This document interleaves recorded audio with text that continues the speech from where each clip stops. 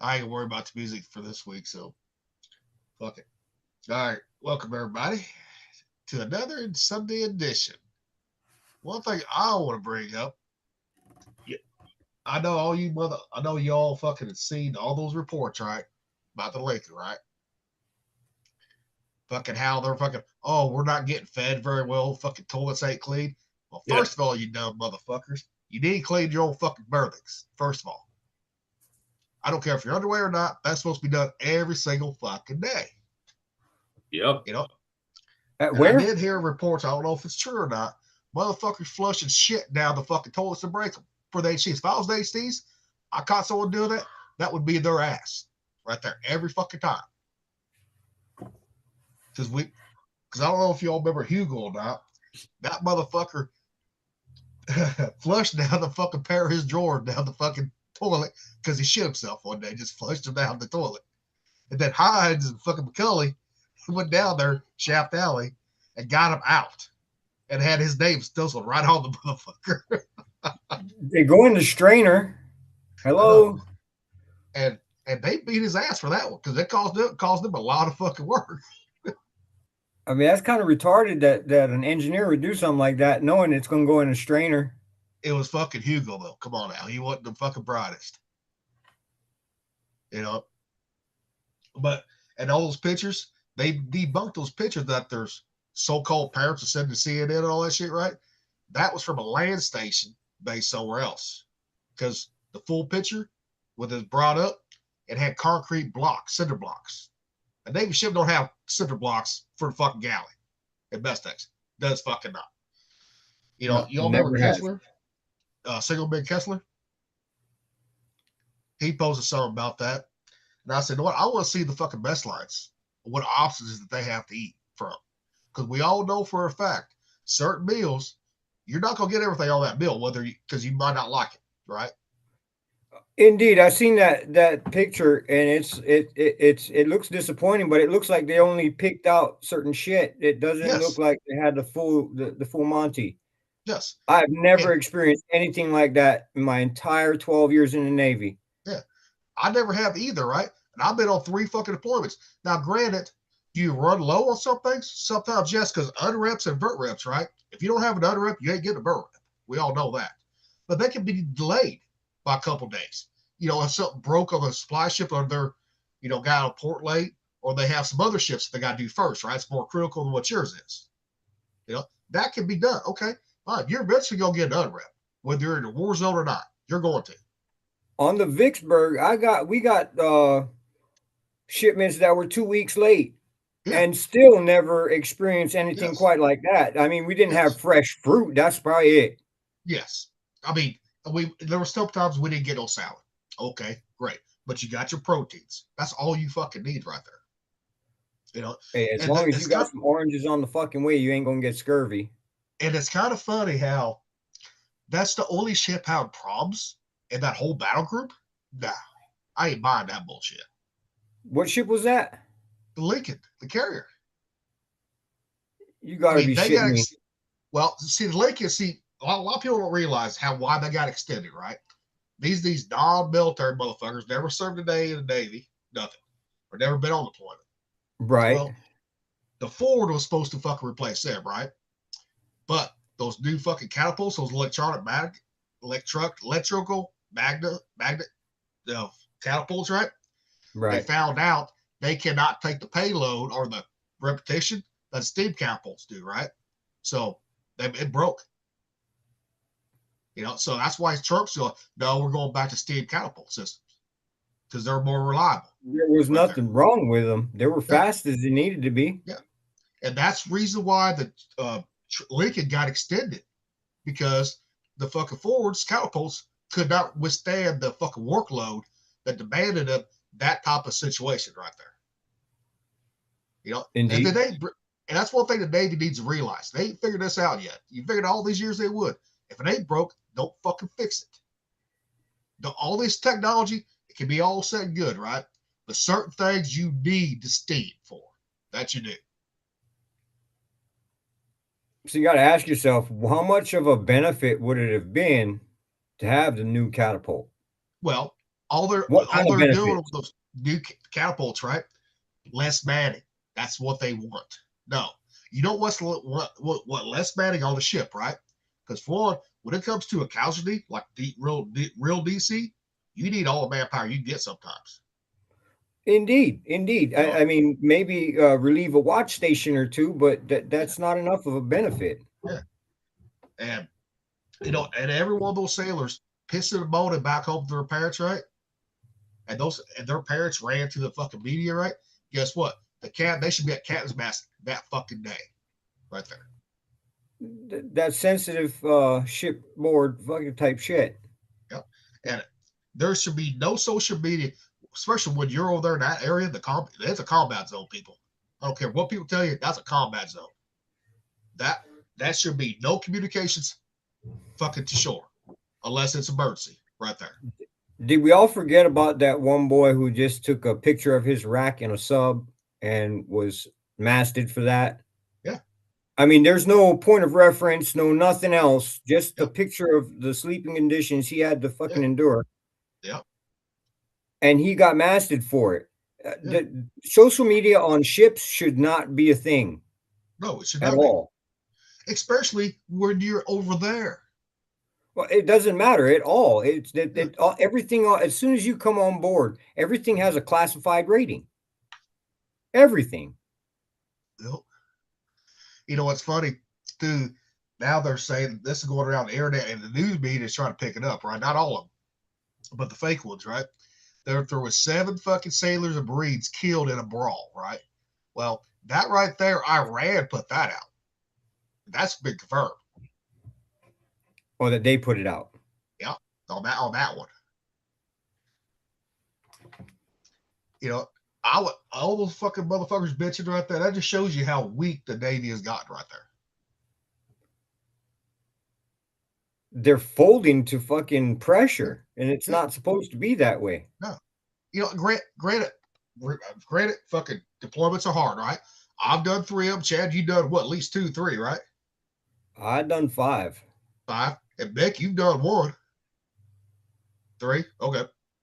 And 1 Westpac and 2 crack packs. Okay. I forgot about that second crack pack. I forgot about that one though. But we all know it's difficult, right? It is. You know, but when you're the one carrier, you got to launch planes. Guess what? You're not going to be going in and out of port because those ports over there you don't get no ports really over there unless you're going to Bahrain. And right now, they don't get to Bahrain because they're a big old tar going through the straits right now. Or Dubai. Dubai was the main spot. They stopped to go Dubai. All the annoying ones since 02, you get to go to is Bahrain. That is it. That is fucking it. They stopped Dubai, Jamal Ali, all that shit after 9/11. You know, I just wonder when it stopped being understood that the military kind of sucks. Yeah. I mean, you joined the military even as a teenager. I was 17 when I joined, right?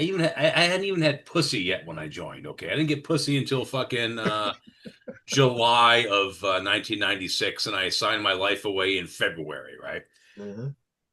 I understood at that point that the military was going to suck. You're going to go through boot camp. You're going to get screamed at. You're going to go through training. They're going to fucking do the up or out thing, all right? If you don't make the cut, you're fucking gone. You're going to be a deck ape, right? And when you get to the fleet, okay, you're going to do your fucking job. We're going to go out. We're going to do our thing. You're going to shut your fucking mouth, do your fucking job. You're not going to say a goddamn thing if we tell you not to say a goddamn thing. The protocols are what you get when you get them. Make the best of them because you know what? That's all you're fucking getting.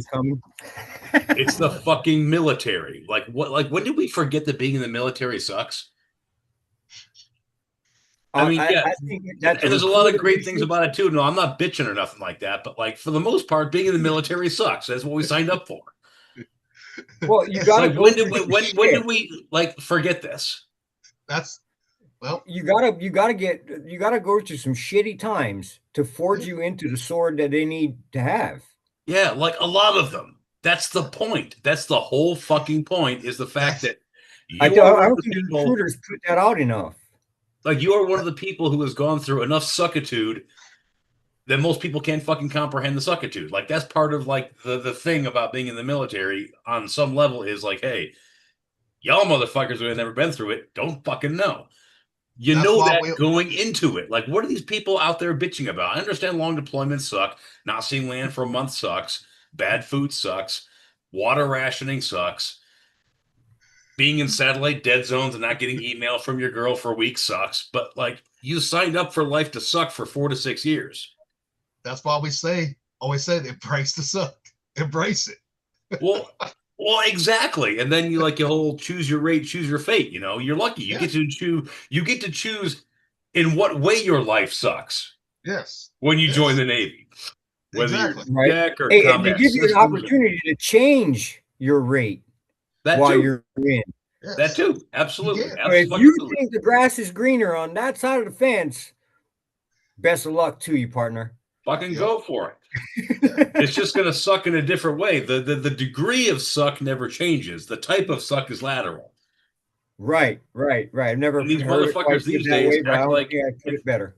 Yeah, act like, and the motherfuckers these days act like it's gonna. Oh, this is gonna be fun. No. Fun is what happens in between, like the cracks in between when things suck. That's where the Yes. fun is. Yes. But the overall landscape is still suck. Okay, if life sucking is the bricks on your fucking pathway, right? The mortar in between, that's where the fun is. But it's not the majority. It's the Yep. exception, not the fucking rule. Like, Yep. when did they stop fucking handing out that memo? And I also want to comment on them not they had to be water hours, right? First of all, Yeah. for anybody Oh, that's God. listening, right? Every ship goes through that. I don't give a fuck. Every ship goes through water hours because if you got I do, EVAPs, especially with EVAPs. Oh my God. yes, and if you got ROs will break down too. People, that will do. Oh, no, You know? RO is better, but EVAPs were Yes. like basically if you were underway, you were on water hours. Yes, there's times we got plain water, but I'm telling you right now, the water for the nuclear system, right? Yeah. Guess what? That takes first priority, just like the way sea boilers did on the fucking destroyers. Duh. But yet you're gonna have But water that's a hours. little bit different. Now 'Cause us that's heavy engineers, right? water. Huh? That's a little bit different. The cooling water is actually heavy water. It's Yeah. denatured. You can't Yes. even drink that. It'll kill you. No, you can't. You can drink a little bit of it, but not too much. But It's now, got twice the atomic mass of normal water. That's kind of a problem for your intestines. now when you're on Right, water right. hours, guess Rolling who blow. gets the showers when you're on water hours? Us engineers. Engineering. Yes. And Nick went through that. We're like, we're coming out clean. He's like, what the fuck? I'm like, hey, we make the fucking water. We're getting our showers. Yeah, we're gonna get our shit first, for sure. But we didn't do it down the berthing. We had showers set up in the main spaces. Well, you're all doing us a favor because you stinky motherfuckers, man. If you guys didn't shower, the entire fucking boat would smell like shit. So Well, we had to because Yeah, we we did were it with required. diesel fuel, lube oil, all that shit. They're required to let us have showers because of the fucking hazmat we deal with. yeah. And the fucking amount of fucking just grime that you create from being in that heat all day. Well, And I just like- remember. I was down there helping you motherfuckers get through Cart 2 because y'all couldn't do it yourselves. I remember. Yep. And that's Well, another thing I I was mean- that's another thing I was gonna bring up too. The hours, right? Guess what? They think hours are long on deployment. We was working 20, 22 hours well to the fucking pier. We got 2 hours sleep if we was lucky every fucking night. Fix shit, doing drills, all that shit. Getting ready for Yeah, and then order. somebody comes into quarters wearing makeup and shit. Yeah, fuck you. Shit like that happens, man. No, that was after Cart was all done. That was after fucking a crackback. That's what that was. But we were still kind of welded to the pier at that point. No, we was not well at the pier because during that time I did not leave the fucking ship because we only got so many hours of sleep. and you we know, I spent did it not- drinking. I did not fucking go drink at your house while during that point. I did not. Probably a good thing. Because those fucking days suck when you're fucking hungover or still drunk coming into work. That fucking sucks. Well, But my dude, you get some lunch in you, right? My dude is mainly all sweating at you by then, especially when you got everything up and running. Yeah, but you're thinking about doing it again. Yeah, then you do it again though too. But I want to get touched on a point. That one motherfucker that did actually jump off board, right? Well, that's on him. He's just trying to get out of the fucking Navy. That's all he's trying to do, right there. Yeah. See, most Yeah. guys would just Fell off. smoke weed, go Yeah. 24 hours UA, Yeah. pop positive, and get bounced. Do you really have to jump off a fucking boat? Yeah. But I love the fucking they said, well, people have tried. No, motherfucker, you don't try. You will fucking do it if you really want to. Yeah, it's a gigantic fucking acre of steel floating in the ocean. You get a good running start and you careen yourself off the edge into the water. It's not difficult. Now, anybody that jumps off that actually would jump from a carrier duck is fucking stupid. Because that's about 80 feet in the air. You land wrong, you're dead automatically. Yeah. That'd be like hitting concrete. And if you do it too far forward, the screws will pull you under. Yep. And you become a hot dog. Yep. Shark jump. I know a motherfucker that's got blown off the deck of a carrier 3 different times. Yeah, I mean, that's different, though. Getting blown off, that's totally different right there. No, he was scared to shit because that fucking boat disappeared fast. Yeah. Well, yeah, the cruising speed of those carriers is like fucking what, 60 knots? Like it's insane Minimum. how fast those things are. Minimum. I mean, the cruiser that the plane guard cruiser right behind him can't keep up. Yeah. No, you can't keep up with those carriers, man. Those fucking they got 2 nuclear plants on them. Yeah. Right. A cruiser, the CG that follows them, Yeah. usually can't keep up with them. No. I mean, do you have any idea how much shaft horsepower that fucking translates into? Like a lot. Yeah, you're running flank 3 the whole way. Yeah. Yeah. But when they're doing flight ops, they have to be going at a certain speed to help those guys get the lift. Well, yeah, they you need get the headwind to fucking get the lift. Yeah. across the deck. Yeah, they always fucking launch them into the wind, and they have to have some forward momentum to help that. That way, they've got enough lift under the wings to fucking pop up like a cork instead of fucking trying to, keep up with a tailwind or a still wind. Yeah, without the before the launch on the aircraft, you can check the wind speed, and you're going to have 60 knots of wind across your wings before you even launch. Yep. You have to. I mean, these if things. Not, they'll spin around and go against the wind again. Well, it's just delay. That's all. Yeah. Yeah, I mean, yeah, they're gonna be gone. You'd be lucky. You better hope someone sees you and calls man overboard. Right. He was lucky all 3 times. So he had me tattoo fucking dead pigs under his feet. Yep. In the arches of his feet, I tattooed dead pigs in the arches of his feet. Because back in the old days, if you fell off or the ship sunk, you stand on your pigs so that you survive. Yep. He was an AO1. That motherfucker got blown off 3 fucking times. Just the jet wash. Yeah. I mean, it happens though. Dude, fuck when I was having He was like 30 feet from the edge. He was like, nah, there's no way I'm good right here. Yeah. Fuck no. I know. I mean, because there was one time we had to do we was refueled, but we had to do it in flight, right? Off to the side, they was hovered right on Laboon, right? And you got to have all the fucking nets down, right? Dude, I almost got blown off by the fucking rotor wash right there. Yeah. I was like, holy shit. I mean, I grabbed that fucking eye, right? I grabbed that motherfucker. Luckily, I had some strong grip. I can just imagine when they're launching the motherfuckers, the F-15s, F-14s off the fucking carrier, right? That's a hell lot worse than what the Hilo does right there. Yeah, now it's F-22s. They got more thrust. Yep. About 3 years ago, I was down in Renton. I was doing a pre-flight for the 737 program. And one of the airplanes that we delivered, they did a hot departure out of our stall. We didn't get towed out. He pushed his way out. And when that fucking plane fucking turned the corner and we were in the way of that jet wash, probably 20 yards away, dude, it didn't knock me over, but goddamn near. And that thing was just pushing hard enough to roll that plane out of the fucking stall, not even accelerating or nothing. Like, people Curl all your eyebrows. People don't. I've been 100 yards behind a 747 that's lit off, and you can feel the pressure and the heat. 100 yards back, you can feel the pressure and heat from that thing. Oh yeah, that's 100 fucking yards, man. Like, people don't understand how powerful these jet engines really fucking are. Maybe I should build a model or two, because those little models, that shit is scaled down, including the turbine. That's a little Pegasus motor in there. And those little bastards fucking put out some fucking heat. Oh, the Rolls-Royce Pegasus? Yeah. Yeah, those little tiny fucking just for the remote control aircraft. Uh-huh. Yeah, those little bastards. They're about 4D batteries stacked side by or end to end. That's about how big they are. And that little fucker will put out some fucking heat. Well, a weak jet engine. I mean, by Yeah, today, a that's weak jet scaled engine down to this will big. put down 10,000 pounds of thrust.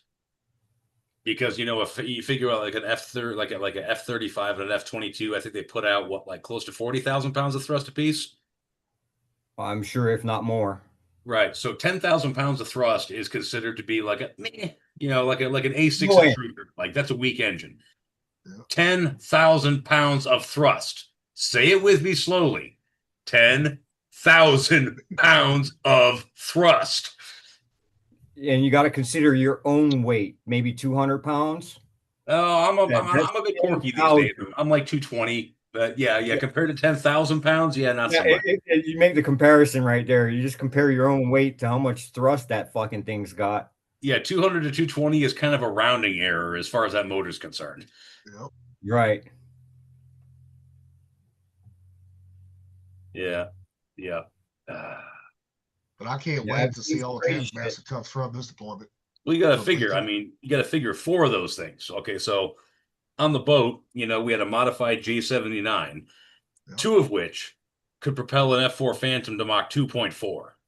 Yeah. We had 4 of those fuckers, and that was able to make like how many tons did the Fife displace? Fuck, what was it? I'll look it up here.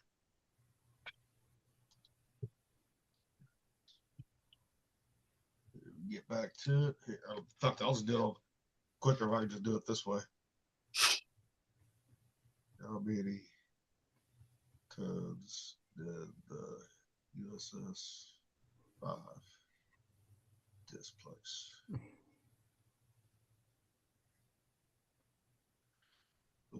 There we go. See here. All right. It did place, Matt. The post VLS, the post one.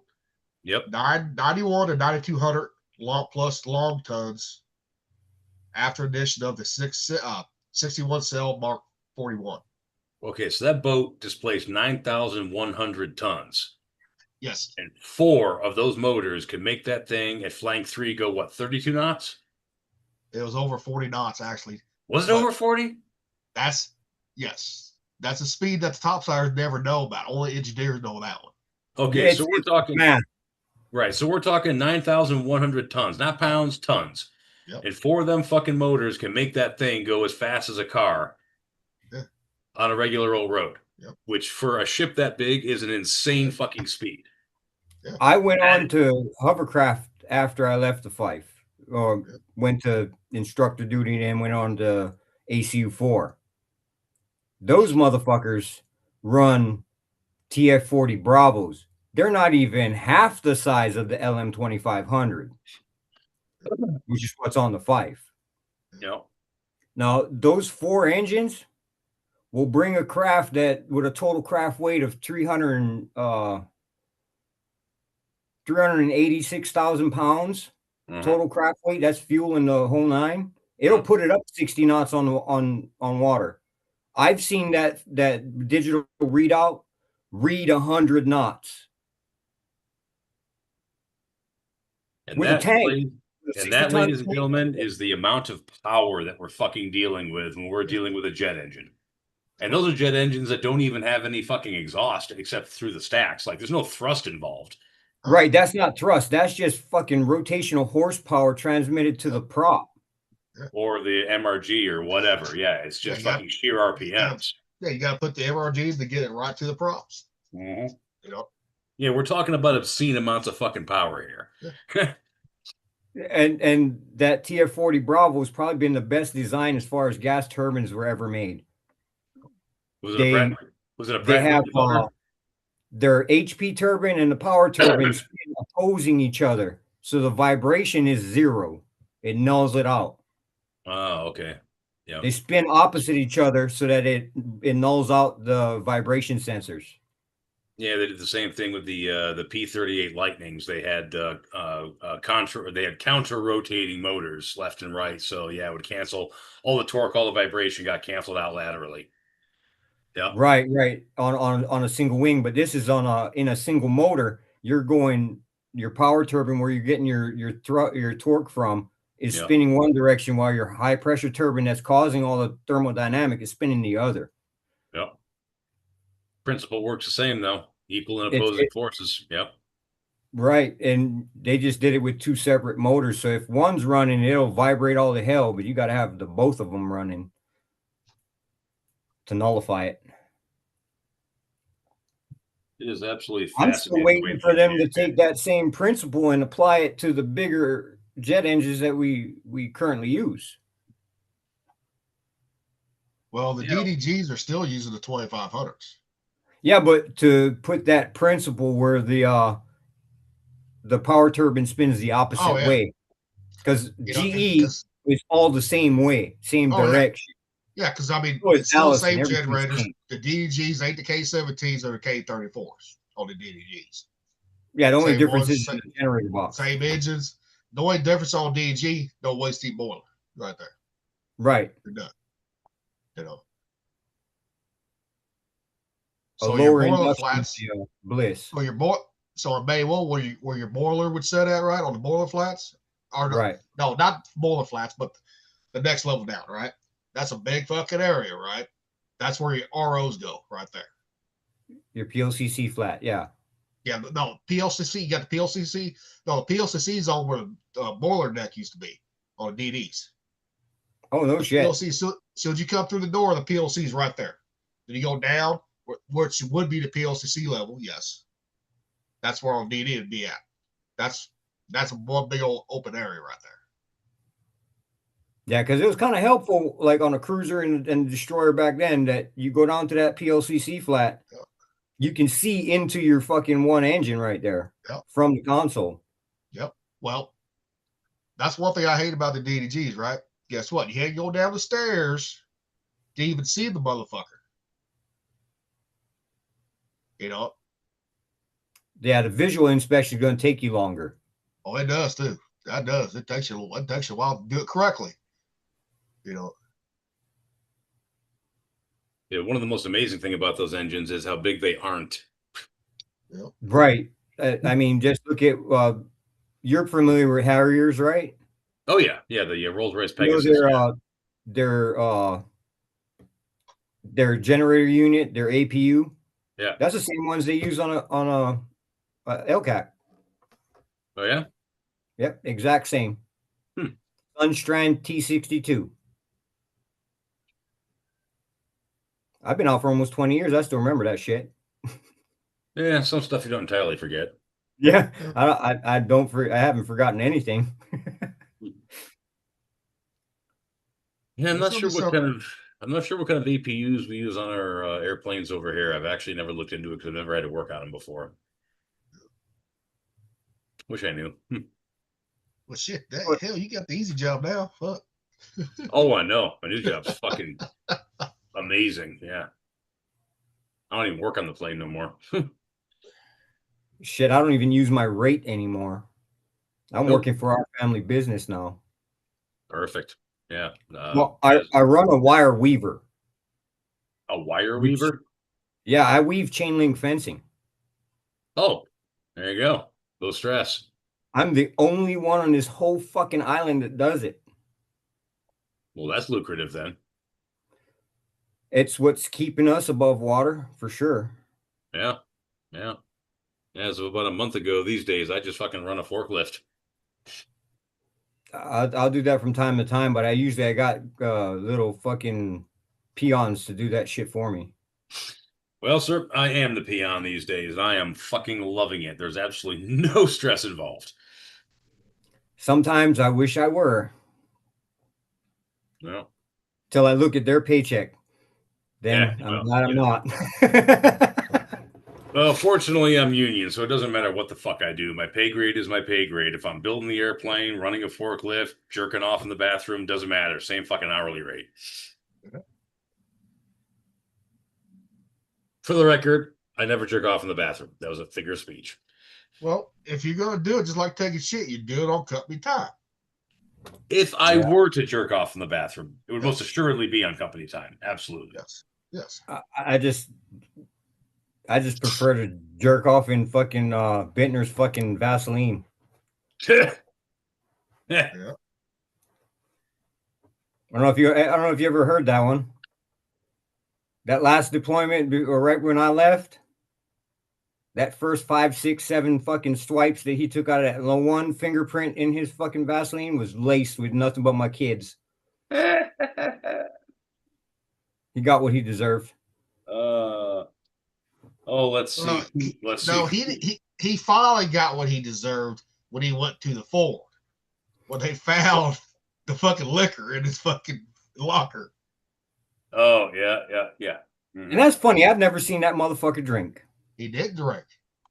They do it. Well, but they fucking he did the same thing when he went to the Ford, right? Same fucking thing they did on Fife, right? And somebody framed his ass. Yeah. And he had just put on Chief. Even told me that. He had just put on Chief. Mm-hmm. That was the funny thing right there. They got busted down to second class. Yeah. Yeah, there's a lot of shenanigans that go on a ship if you're a person of rank who doesn't treat the people below him correctly. Yep. There was you remember Lieutenant Ole? OHL? I think he was the OS department head. Yeah. I got to talking with a person who is not to be named who was mess cranking when he was on the boat, and she informed me that the entire time she was up there, he never ate a clean meal. She didn't elaborate, but knowing her, it was probably pretty bad. Yeah. He probably didn't mind it either. Well, knowing him, it's hard to say. But and that's the thing. You never pissed off the fucking cranks, the ones serving your fucking food. You never piss them off, or the MSs, well, CSs now. You never piss those people off ever. It's like on the movie Waiting, man. They broke the cardinal rule. Don't fuck with people that handle your food. Yes. And it's the same way with the engineers. Don't fuck with the engineers because they control pretty much everything. Electricity, steam, everything. Everything that you hold dear to be pure and enjoyable is controlled by the engineering department. Although to be fair, as a combat systems guy, I had to fuck with you guys just as a matter of personal pride. Well, yeah. It had to be done. Well, one time combat found out the hard way, fucking Owen fucking tagged out the fucking AC for a while. Yeah, I remember that. You also shut our hot water off once, too. We had to have fucking cold showers. I remember that shit. I'm not saying the fucking with engineers doesn't have its consequences. I'm just saying that we can't live with ourselves if we don't do it from time to time. Yeah.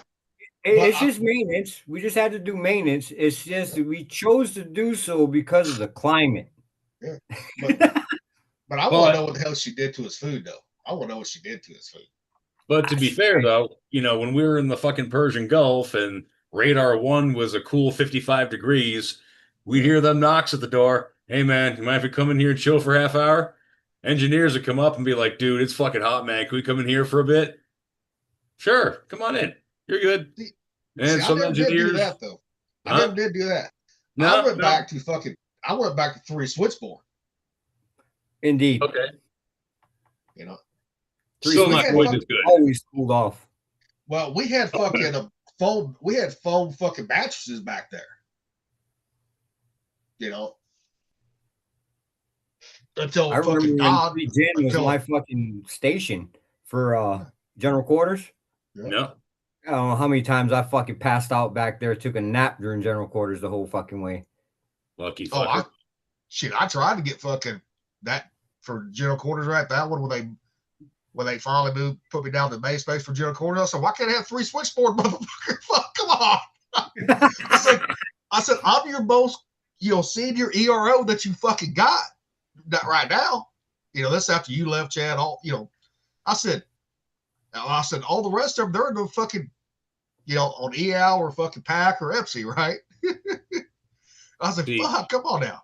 See, for us, it was 50-50. Like, when I was in general quarters, my station was radar 1. So, You had a chair, you had AC. It was nice, but we were also the hub for all of Combat Central.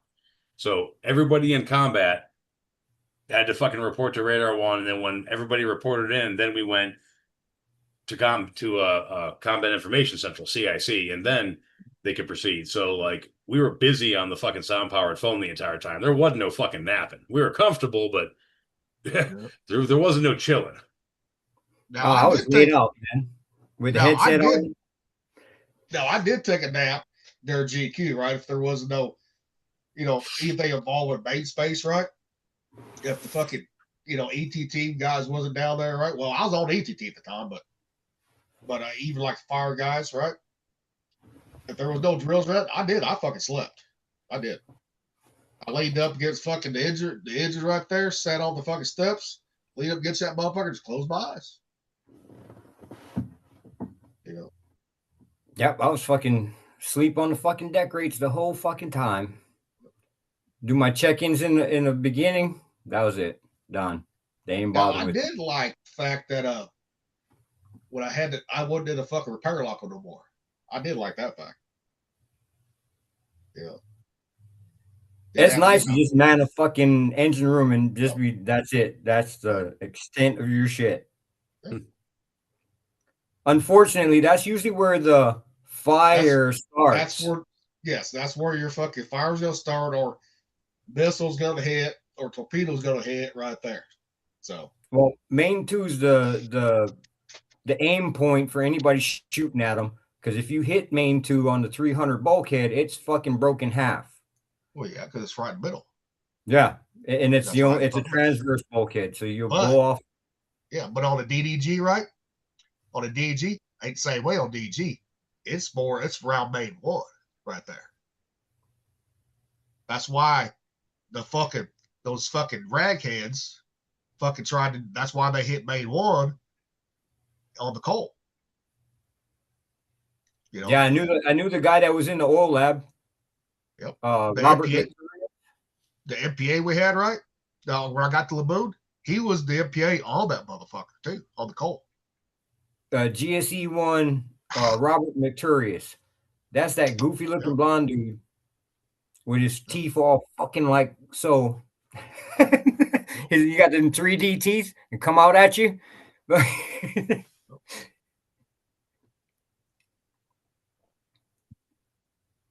That guy was fucking hilarious. Oh yeah, but no, I knew the so-called hurricane was coming towards y'all. I knew he was gonna be all right. I was like, fuck. I said that shit happens all the fucking time. Right, everybody's panicking. Fucking there ain't no toilet paper in the store. Why? That hurricane hadn't got nothing to do with your ass. Why are you buying up all the toilet paper? Well, come on. It's the same. Now the thing I want to know is because that volcano was erupted too, right? Now that's gonna be like when that shit hits it, right? That rain hits it. Guess what? That's gonna be like a big old steam bucket cloud right there. Well, you know what? There's two different types of eruptions. One of them is just it comes out naturally. All the hot just comes up the fucking stack and it just blows, right? The other is when a large amount of water gets channeled into that hot and then it explodes. Then you've got large pieces of rock flying out of the fucking hole. Dude, what the fuck would you know about volcanoes? You live in Hawaii. Yeah. Surrounded by them. Oh, that's right. Your home is a volcano. Never mind.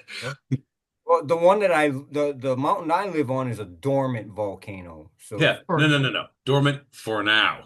Yes, for now. Supposedly. But we've noticed that the further the plate shifts, the more islands we're starting to come up with on the east side.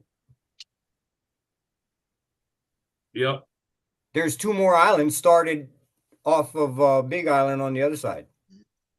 Well, that's the way it goes. You can see the islands dotted where the right along used to be over the hot spot. Yeah. Right. Yep. It's right over the arc of the hot plate. It's like a geographical tattoo. Kind of. Matter of fact, I got one of these paintings I got around here has got the what sailors used to see to draw their maps, the cartography. what they used to be able to see. So it doesn't. The islands don't look like what they actually look like on the map. They were all drawn from a ship. Okay. You see what I mean? Hang on, I'll be right back. No, but Mick, have you just wanted? Oh, you see it all on Facebook. You seen all these motherfuckers, pouring on Lincoln, right? You just want to tell those motherfuckers shut the fuck up. I did tell them to shut the fuck up. I posted on one of the fucking pages that it posted about. I'm like, you know what? And I told them, I go, you know what? Shipboard life can suck. You're gonna have water rations. The food's gonna blow. You don't see land for a month. You're in satellite dead zones and you don't get no email. Like I listed all the shit that can suck about being on deployment, and I told them to just suck it. What did I say? I said something really offensive. I think it was it was cry me a fucking river. That's what I said. Okay. Oh, that's offensive these days? Presumably. Oh yeah, look at that. It doesn't even look like what the island actually looks like, but this is what they came up with in cartography. I would recognize it, but it's not exact. No, not by any means. Right, you can tell it's drawn from a ship. Yeah, I can tell. Yeah, yep. Back then, it was called the Sandwich Islands. Yeah, but back then, that's the only way they could do shit was from a ship. So bad. Yeah. Right, there was no air, nothing. Nope. Yep. And then one day, the hot air balloon changed everything. Yeah, then the Zeppelin and all that shit. Yep. But didn't the Wright brothers come up right before the Zeppelin was made? No, Zeppelin was made before the fucking airplane was. Yeah, they had airships in the late 1800s. The Wright brothers flew in 1903? Was that the first flight? Something like that. Sounds about right. Yeah, no, I mean, airships weren't a thing yet. The big Zeppelins weren't a thing yet, but people were going up in balloons, a while before that. Yeah. There you go. 1900 in Germany, before the Wright brothers. Yep. Oh, they were right before then. Yeah. To fund the project, he established a site of promotion of airship travel in 1898. Yeah. Yeah, airships were around, well, actually even before airships, just hot air balloons, just anything, just regular balloons were going up in the late 1800s. Yeah. Let's see here. First hot air balloon. I'm just curious though, right there. 1783. Yep. Wow. Yeah, they were at it for a while. Yeah. So I mean, I didn't know that. I figured like Mick 1800s, right? Okay. But no, 1700 shit. And funny, we didn't see any of that action over here in Hawaii ever. Well, I don't think there'd be much reason to, because it wasn't a state yet.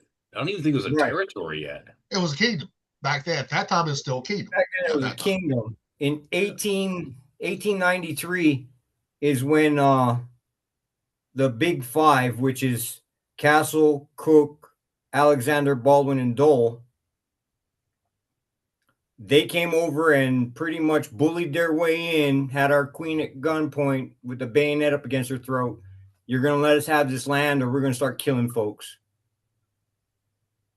She said, well, just do what you guys got to do. Don't leave my people alone. Kind of danced around it. They said, well, here's the treaty, sign it. And she wouldn't. She refused.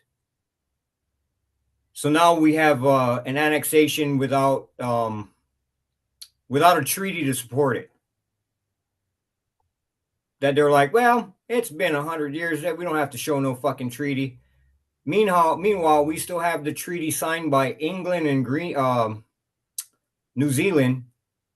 I know those two countries are on that treaty where we were to remain a neutral kingdom for all nations to be able to stop at a friendly port in the middle of the fucking Pacific. Huh, didn't know that. It predates them by like 100 years almost. It predates any kind of annexation. So the annexation was all illegal. Meanwhile, our queen was sitting with electricity. Electricity? Yeah, while they were still with candlelight in the White House. We had Tesla electricity. AC, huh? Yeah, we had straight Tesla type electricity, the whole different method. Nikola Tesla. You talking like the Wardenclyffe Tower type of thing?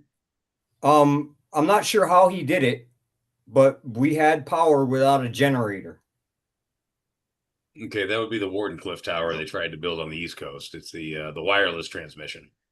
But yeah, exactly. That was Tesla's theory. Yep. Well, it wasn't theory. It fucking worked. Yes, that's why I got shut down by J.P. Morgan. Mm-hmm. Yep. He was pulling power straight from the ether. Yeah. Same way the fucking Aztecs and Mayas did the fucking before the first Egyptians ever did with the pyramids, right? That was power plants right there. Right. That gold cap on the top of the pyramid. Yeah. Yeah.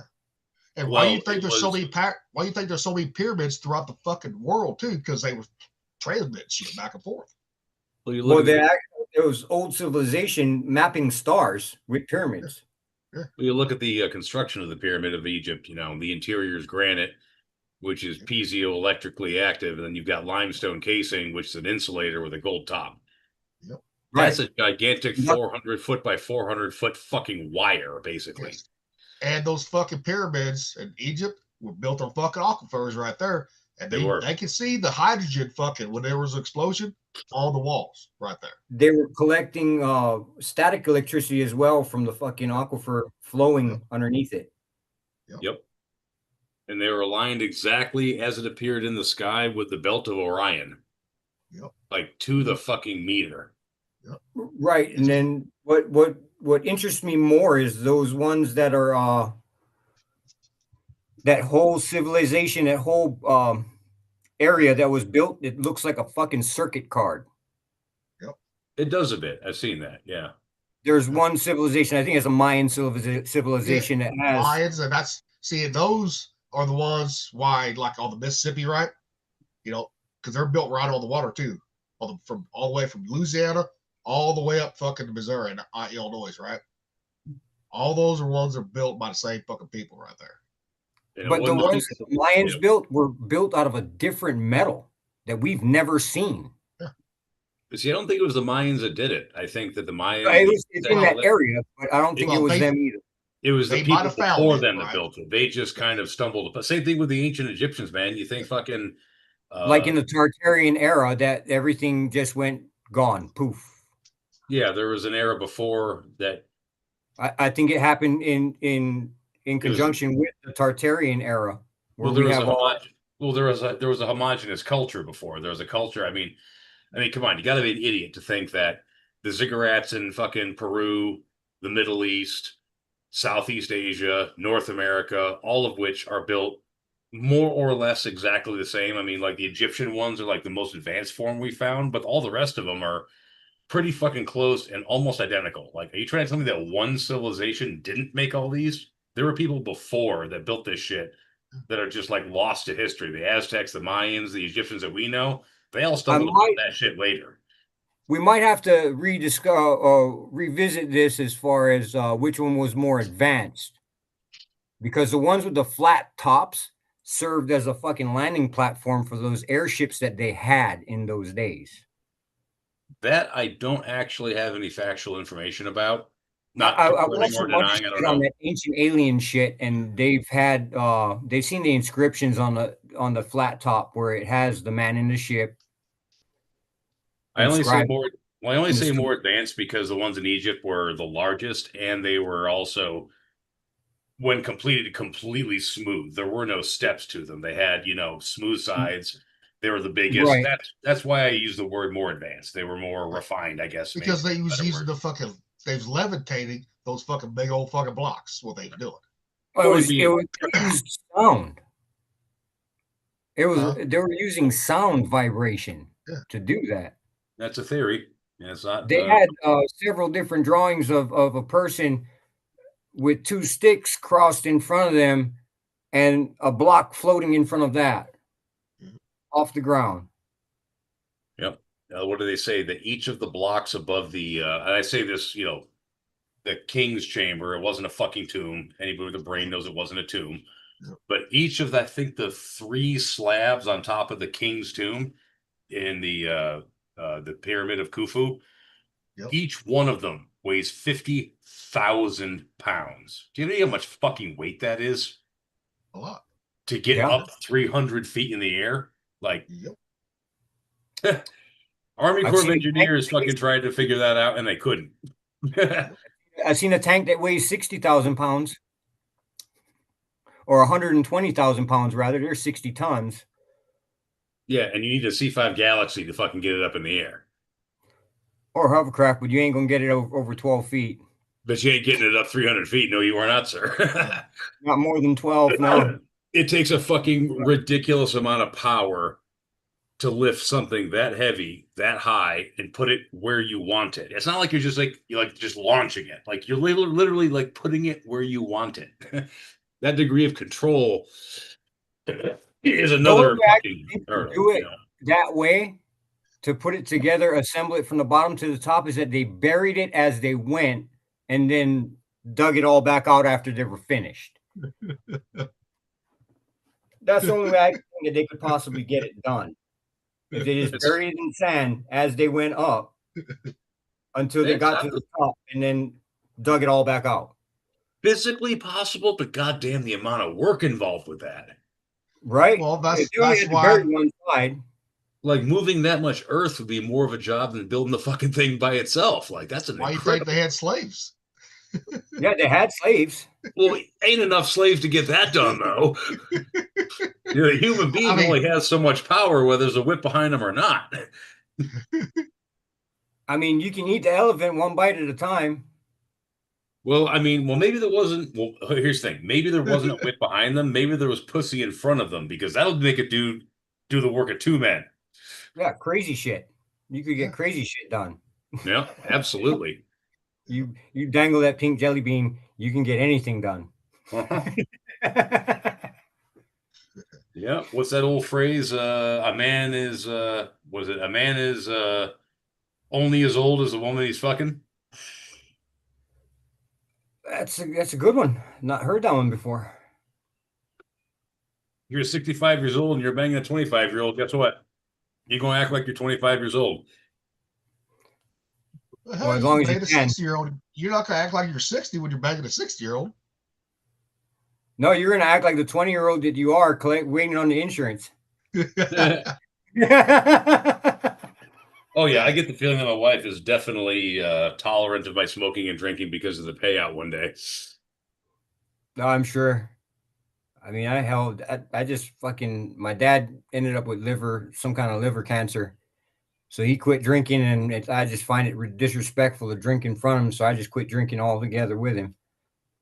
Yeah, that's true, man. That's true. Yeah, you been damn near 2 years. Yep, can't be doing that. Yeah, I'm the same way, dude. I feel the same way. I've had situations where I've had friends that couldn't drink, and you don't do it in front of them. Yeah, no, you're definitely right for that. Yeah, but his grandkids, my nieces and whatnot, are sitting there drinking margaritas in front of him. I'm like, man, you guys not. You know what? Why don't all of you just take a 6-month reprieve and not drink for 6 fucking months? Yep. And then hang out with your other friends and let them drink in front of you, and then you'll understand what that man. What you putting that man through when you're drinking in front of him. And the thing is, you can't take their word for it either, because anybody who cannot drink for whatever reason, right? Either an alcoholic or they got a disease, the liver, they can't drink anymore. The first thing they're going to fucking say is, hey, you guys, you go ahead and drink. I'm fine. Don't worry about me. I'm good. I'm solid. You're not going to tempt me because nobody wants to be a fucking burden. That guy that you're drinking is killing him inside. He's going to be the first one to say, you know what? Don't you worry about me. I'm good. Drink away. You cannot believe a word that comes out of their mouth because a man's first instinct, generally speaking, is to not be a burden to those around him. So no matter what that fucking guy says, don't drink in front of him if he can't drink. Well, it's like being a smoker. Or anything like that. Anything like that. It's the same thing, yeah. Smoking, what does it make you want to do?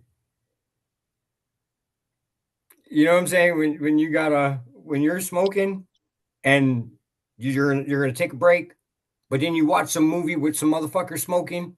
Oh, dude, yeah, kills you. Fucking kills you. See, the smoking never bothered me, right? I could take it or leave it, right? But it's when I drank, when I really wanted to smoke or drink coffee. Oh yeah, dude. It's fucking insidious. You gotta quit smoking. You gotta quit drinking before you quit smoking. Like, you know, everybody has their triggers when it comes to smoking, too. And drinking, if you drink, drinking is a big one. Yeah. It's like, you know, I mean, I've quit smoking before. I've done it. And beer number fucking 3 kicks in. You're like, hey, motherfucker, you got a cigarette? Yep. You know, I've done that when I quit drinking. I'd see somebody and I'd be drunk enough. I'm like, I'll fuck it, right? Start puffing. I'm like, damn, now I see why I quit fucking smoking next day. Yeah, I haven't done that for quite some time. You know, it's like, you know, like smoking weed, right? I'd rather do that than fucking take the gummies any day of the week. But with my asthma, it's not a good thing. So I just take gummies now. You know? Yeah, I don't do weed. I don't have any judgment against it, but me and it just don't get along. Well, I mean, you got to find the right strand. That's the hard thing. I tell people too. You got to find the right strand that works for you. Not every strand is going to work for everybody. It will not. Nope. Kind of depends on what you're looking for. Well, there's, you know, like take sativa, for example, right? A lot of people handle just fine, right? Calms them down. Me, it does the opposite. It couch locks me. It makes me paranoid at the same fucking time. Where indica calms me the fuck down. You know? I see. But the hybrids, no go for me. No. They don't do shit for me. Hybrids fucking. Sativa doesn't do shit for me. Well, Chad, your fucking weed out there has always been fucking strong. So. It's indica all the way for me. It's got to be able to knock me out, man. Maui wowie. Indeed, it's got to be able to knock my dick in the dirt. Because I mean, fuck, we've got some of the strongest weed in the fucking world here. Yep. I went to Vegas and they said, "Oh, this shit'll knock your socks off." I was like, "I hope the fuck so." You seen my ID when I come in here. I ain't no fucking amateur. We're professional out there. She starts laughing. I was like, "Are you sure this gonna get it?" Dude, I ate a half a bag of that fucking gummies, like 5 fucking gummies to the head, just ate those and then fucking smoked 2 of them joints that they gave me. And I was like, man, this ain't shit. Well, you remember in Pulp Fiction when he's buying the heroin from that guy in his bedroom, right? And he's like, you got to remember, bro, I just came back from Amsterdam. Right. It's like the same way if you go to Jamaica, right? Same way. Their shit's a lot different what we have over here. I mean, anything grown under the tropical sun in the tropical belt is going to be fucking incredibly strong. But why do you think all the Primo cigars come from Nicaragua, Honduras, the Dominican Republic, and fucking Cuba? Yeah, they're on that Tropic of Cancer. It's the fucking same grow region, man. Same like Mexican San Andreas wrappers, fucking Cameroon wrappers. Like the only premium cigar component that's grown above that is Connecticut shade wrappers growing in, northeastern U.S. But yeah, for the most part, man, yeah, anything primo, it's growing down there. But if you put that northern strain next to these others, they are completely different. Oh yeah, it's not even the same animal, but for flavor purposes with cigars, that's the point. But yeah, right. But the broader point is anything grown on that fucking within 200 miles north or south of that tropic, that's where all your best leaf is going to come from. Right. The most amount of sun. Yep. Most amount of sun. And if you add some altitude to that, that's where all the best coffee comes from too. Well, some of the weed too is grown in that high mountain regions too. Because Dan Aykroyd was trying to find that. He had Jim Belushi trying to find it. Jim Belushi tried to find it. He did find the seeds, right? And it was strong shit. Mm-hmm. Well, it doesn't matter what the seed is. When you grow it at a higher altitude, it'll flood the fucking leaf with iron, and it'll turn like a blue. See, like Interesting. Dan Aykroyd wanted that because Jim Belushi wanted to make Belushi fucking weed, right? You know, Blues Brothers, right? But that makes he was total never in the fucking band. sense. His brother was, but he wasn't. You know, original, right? Yeah, But he had James. to have Dan Aykroyd's fucking permission to get it. But Dan Aykroyd's, I want this one fucking strand. It's down there in South America. You gotta go get it, and he did too. And he grew it. Now he grows that same strand in Oregon in his grow houses, right there. Yeah, when you add the altitude, it causes the plant to cling to the fucking the iron, which is why it turns like blue. The leaves turn blue. I've seen it here at right at about 3,000 feet elevation. That shit starts to turn blue. Yeah, I think it's funny about the way plants grow. You know, like the soil. You know, the reason why Cubans taste the way they do is because of the soil. Nicaraguans taste the way they do because of the soil.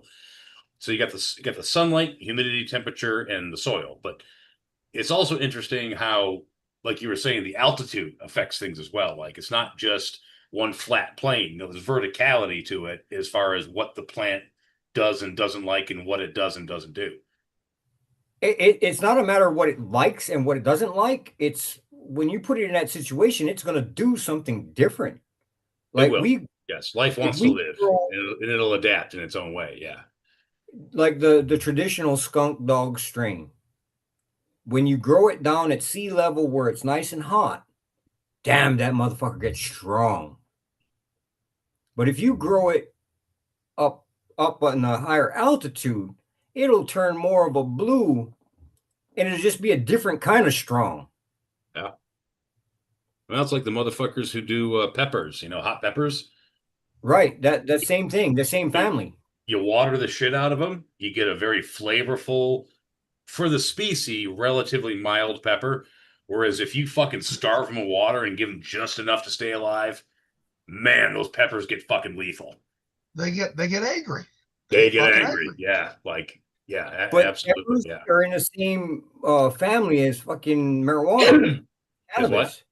They're in the same family as cannabis. If you eat enough jalapeno peppers, you'll pop for weed.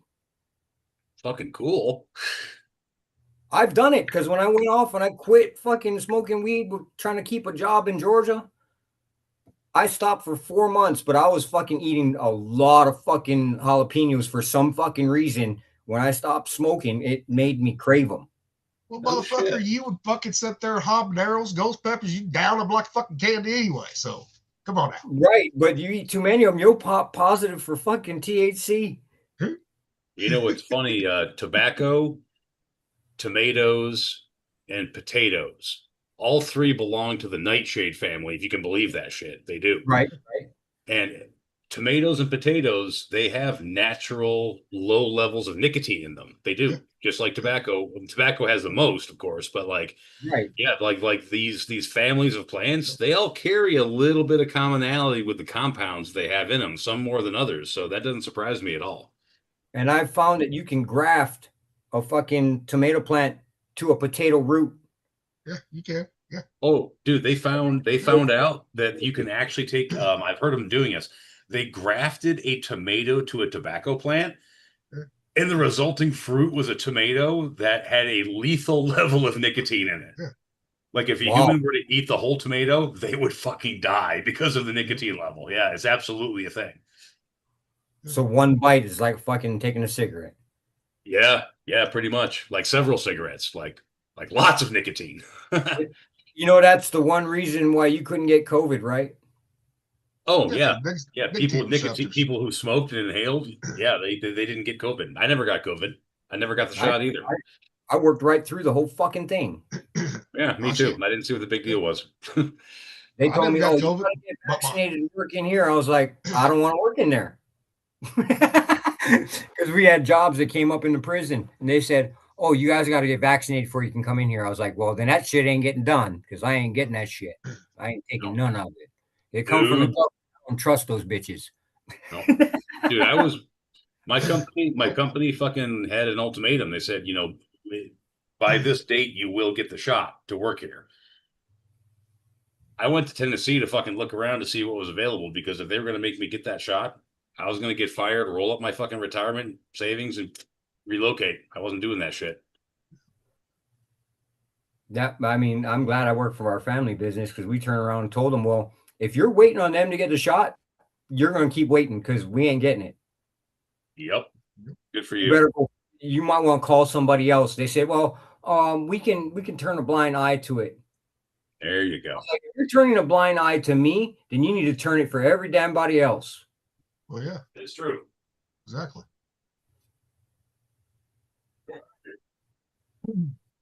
I find it funny. I never did get COVID like you guys never got it, right? But I didn't smoke, but I chewed.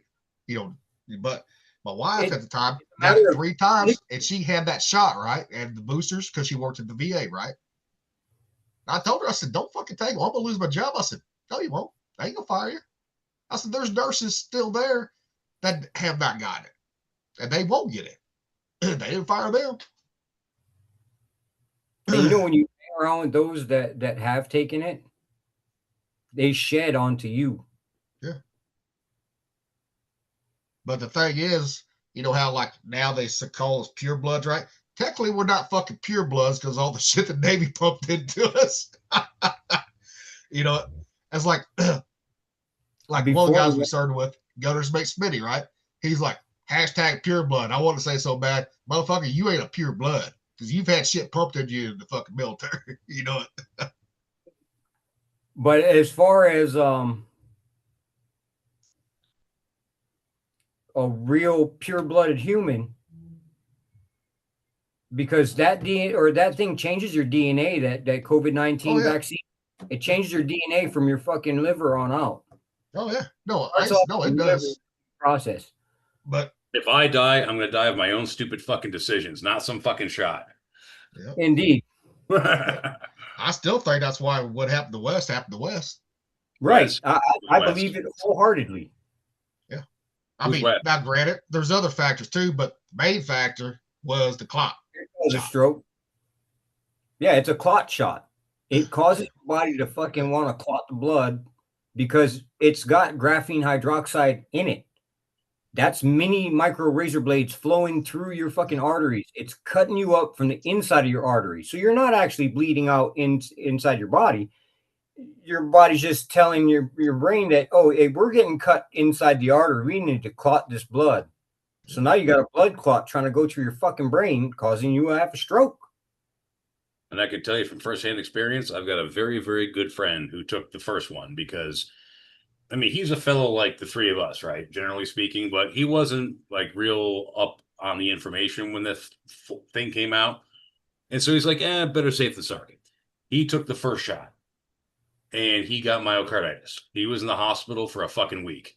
It goddamn near killed him. He got treated. He got over it. He's fine. He's still fine. He's doing great, but he never took that second shot. He learned the hard way that shot is no fucking good.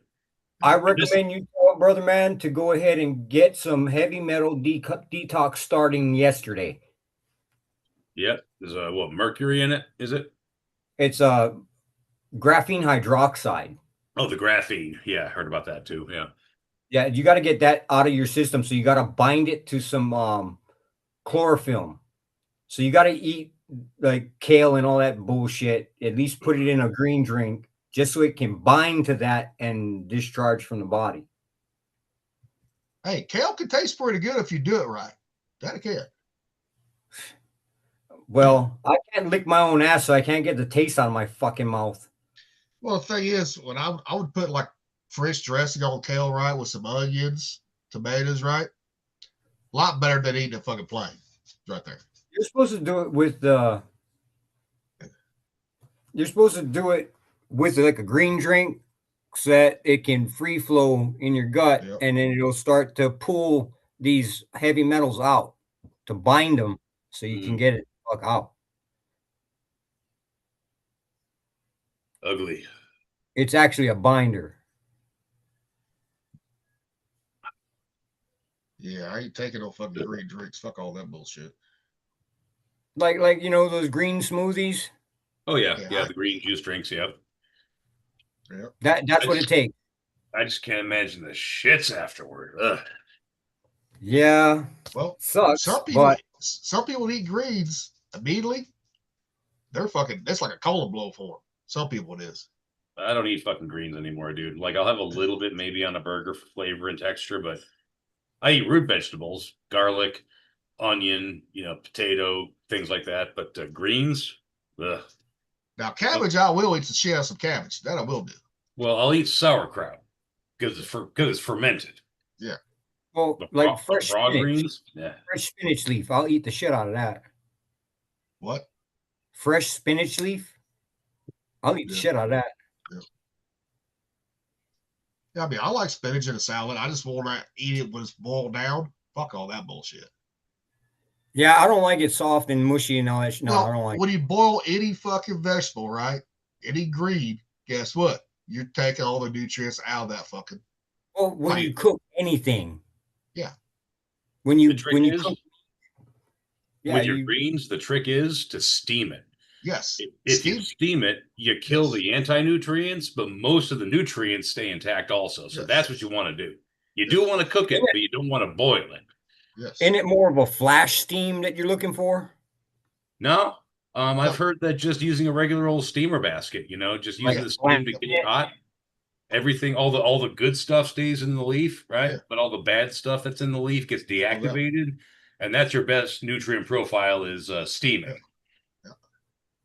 I mean, if you like it raw, you like it raw. That's cool too. But like, if you want your veggies cooked, steaming, that's the way to go. Yep. Like spinach and onion, I'll prefer it raw.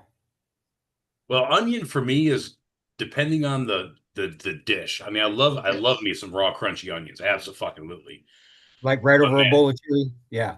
But like, oh yeah, a bowl of chili, all sorts of stuff. But like, if you got a good burger going on, man, sometimes, man, them caramelized onions, you gotta have them. Yep. Well, I'll do the caramelized onions on top of a steak or something. That too. I like caramelized onions on pizza too. Caramelized red onions on a pizza. Yeah, that'll do. Yeah. See, that's the thing about I love about onions is there's no wrong way to eat them. Yeah. Like you want to deep fry them bitches and make onion rings. You want to stew the shit out of them, make an onion jam. You want to do the caramelized. You want to do crunchy and raw, dude. It all depends on the dish you're adding them to, man. Onions are like the most universally fucking versatile vegetable there is. I prefer those fuckers to be raw. Yep. No, raw's good. Yeah, I mean, flavor. You get all the flavor from the raw. Yeah, all the flavor, then some. Now, I've always said this, right? If you come across somebody and they don't like onions, you can't trust the motherfuckers. I'd be inclined to agree with that. When I was younger, I didn't like it. Really? Your palate changes like 5 different times in your lifetime. I'm talking about as an adult. Oh, no, that's true. But I've always loved onions, throughout my whole life. I've never had a point where I didn't like them. Well, I wasn't a big fan. I'd eat them, but not looking for them. You know what I'm saying? Okay. Not insistent that they be in there. Yep. Okay, all right. So you could take them or leave them, that sort of thing. Right, right. When I hit about 30, it was like, no, I got to have that raw crunch from my onion. I got to have that. See, when I was a little kid, man, I used to eat fucking raw radishes. Right, that's an acquired taste. Not for me, it wasn't. I just liked it. So I've always been a fan of that. Acquired said taste. Because I tried that once. My grandma blitzed me. She was here, try this fucking radish. I just pulled out the garden. I'm like, I did. I'm like, I spit it out. She goes, what? Curl down. Oh, dude, radishes are fucking delicious. Yep. That fresh little bitty ones, man, that'll fucking make your ears curl down. Yeah, but your sinuses stay nice and clear. Yeah. But you take a fucking like a tomato, right? There's only certain tomatoes that I will eat without being stewed or something like that. Only certain ones. Yep. Tell me that aromas are one of them. Nope, they have to be stewed. I'm talking about the small yellow ones and the small red ones. Oh, like little the grape size ones. Little grape, yeah, okay. Those are the one ones I will eat fucking raw. Only ones. You see, I'm not real big on tomatoes. Like I like tomatoes in things, but I don't like tomatoes like on their own. Yep. Like I love me some tomato sauce. I put tomato paste in my chili. All the things, right? Like I love tomatoes, but like just like the tomato itself. Yeah. Not a big fan of just eating them as is. Yep. No. If you want them on your taco, right? Guess what? Throw them on the fucking grill smoker. Get some char on them bitches right there. No, I do like tomato in my taco, but I got to cut out the seeds and jelly. Like for me, that part of the tomato is fucking disgusting. Like the meat part of it is good. Yeah. Technically, you're supposed to take the fucking skin off. Really? Skin is where all the lectins are. Well, that's the stuff that The lectins is what turns your stomach sideways when you have an adverse reaction to fucking tomato.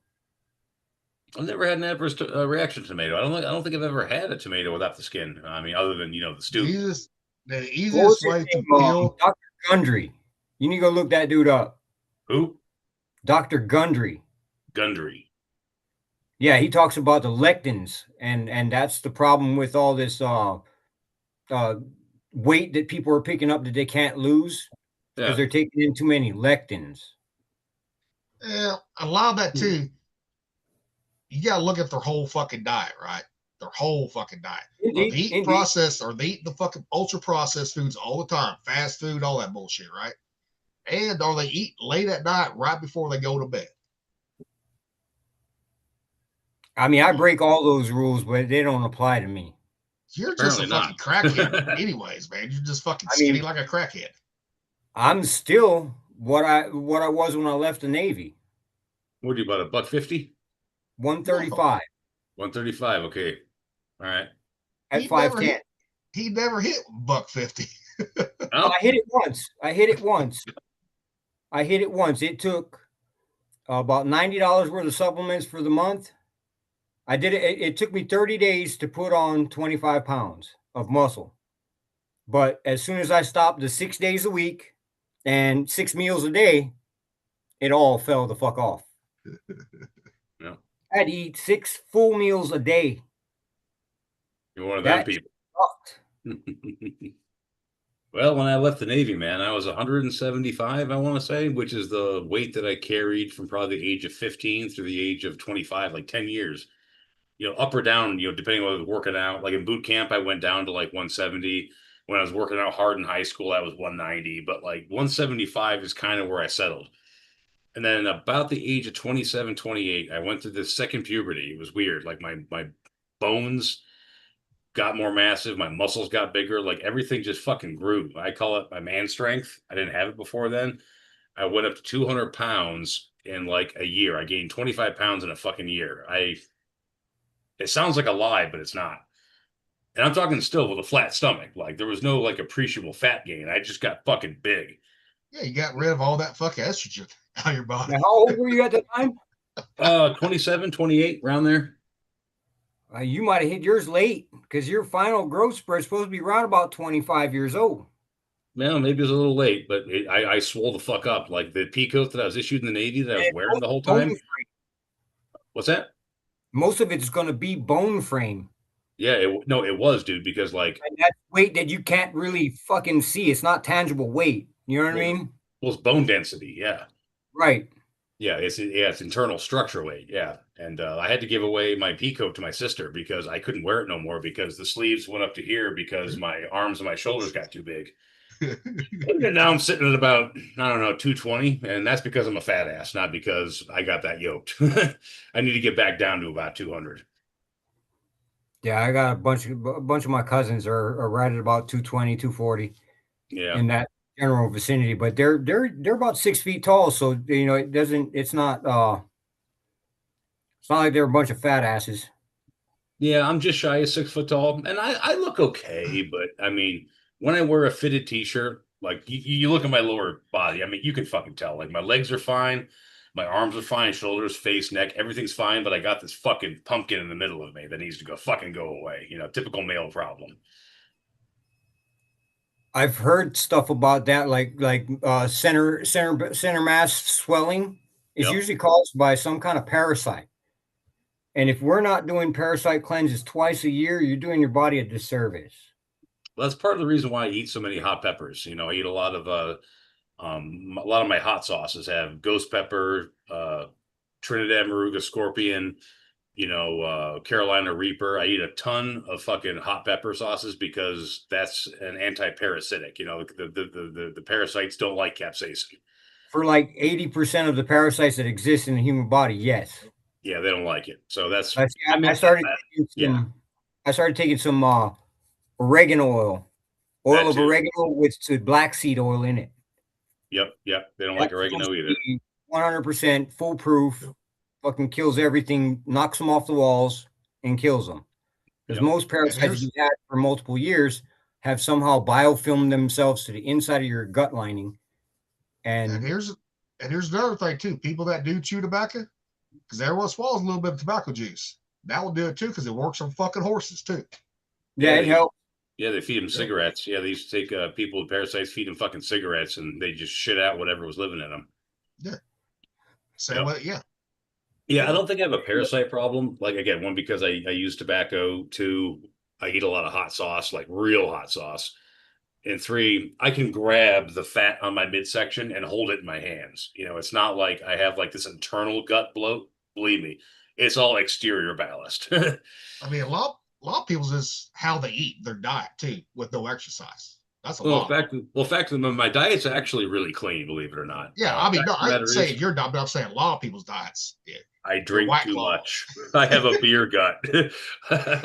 White Claw, no, you got a fupa with a White Claw, fupa. All right, bitch. No, Chad, the first time we saw him drinking a White Claw, what the fuck? It is what it is. Fuck off. I mean, hey, well, fair enough. That's what you like. That's what you like. You know what? Well, I'm fine with it. I've honestly lived on this earth too many years to fucking care. Yeah, I know. Don't give a shit. I've tried White Claws, right? This one girl I was dating, when they first came out, she was like, "Here, have a White Claw." I ran out of beer. I was like, "Okay, fuck it," right? I spit that shit out. I was like, "This shit's fucking nasty." I was like, "Fuck all that."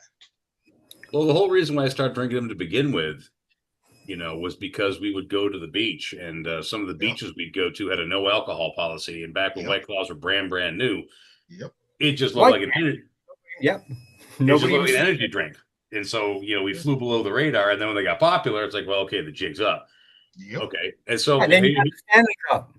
Yeah, here's a part two, though. Like, my favorite beer was Henry Weinhard's fucking Blue Boar, right? It was their pale ale. It was nice.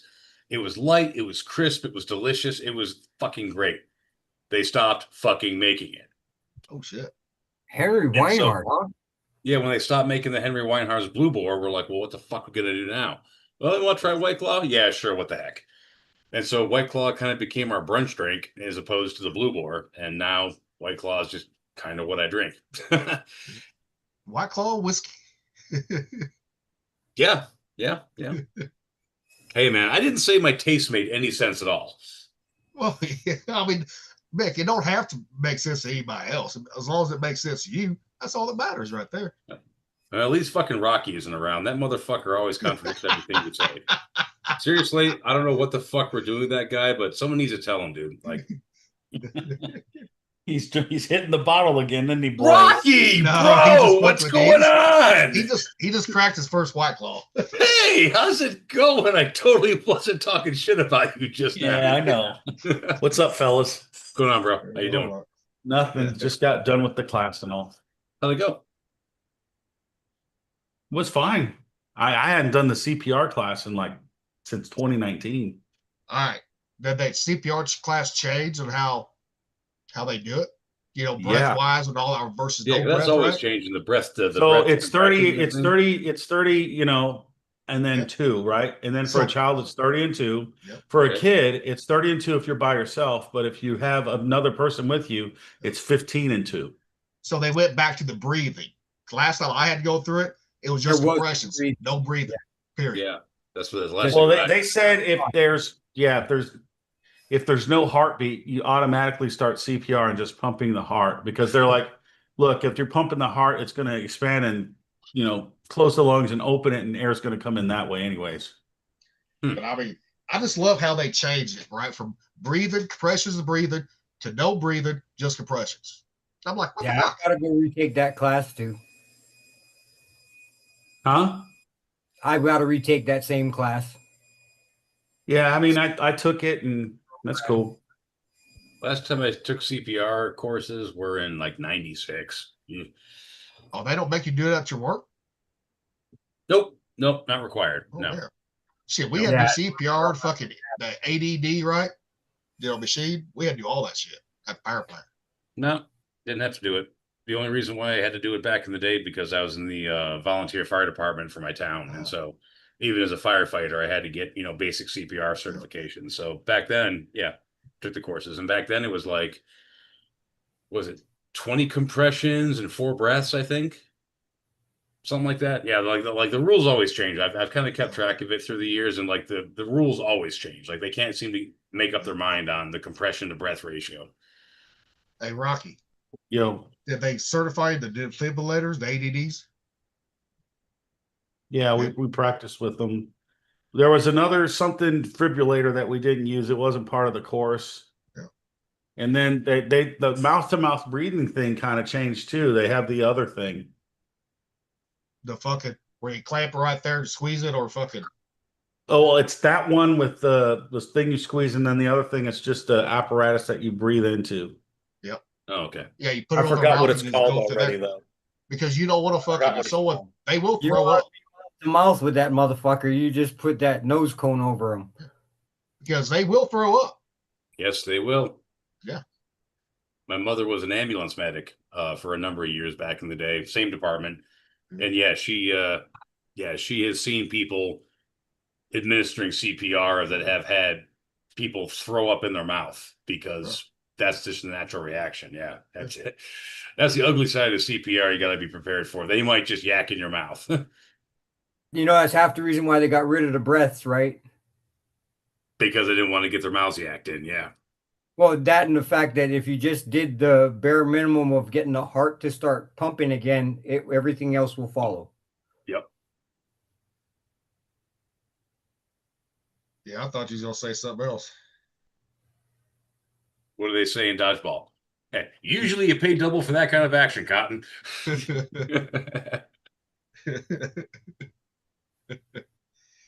Oh. Rocky. Rocky wasn't here. Your longest deployment on the fucking Lincoln. How many days? I don't know. From April 1st to like January 20th. So about the same time frame of these motherfuckers then. Basically. I don't know.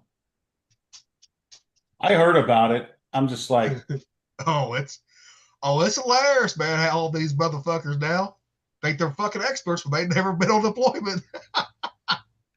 like, here's remember what I told you about the generation that they're not gonna want to serve and all that stuff, and you got mad at me about it. This is what I'm talking about right here. But I'm saying there's still gonna be people that's willing to serve. That's all. There are, but they're the ones that I would say are more ignorant of the facts of the world right now. Well, we've always had people in the Navy, Rocky, that has said fuck the Navy when they get in. Fuck the Navy. Hey. Yeah, but now you're having people that are just like, screw it, I'm not going to protect this country no more. Well, you've always had shitbags in the Navy or military. That's you have.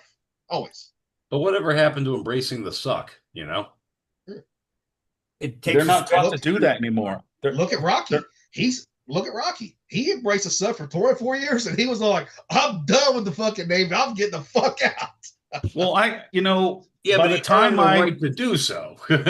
I did earn that right, but I stayed in, I got married, I had to provide for my wife somehow, right? So I did that. We had a family.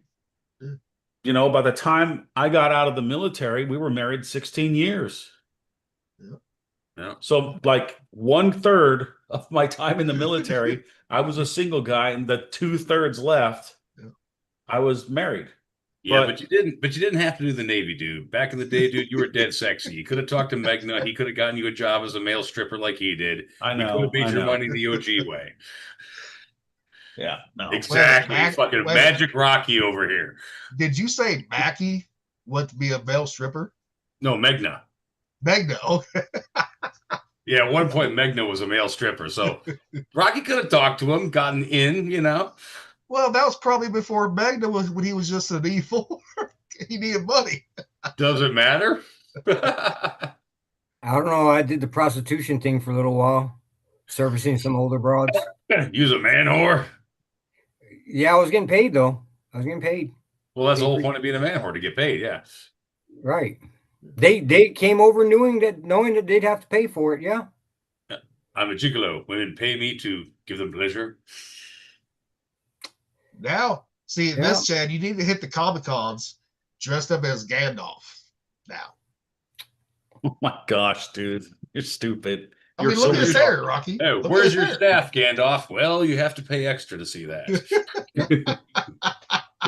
That's only part of the after show. But I assure you, it is magic.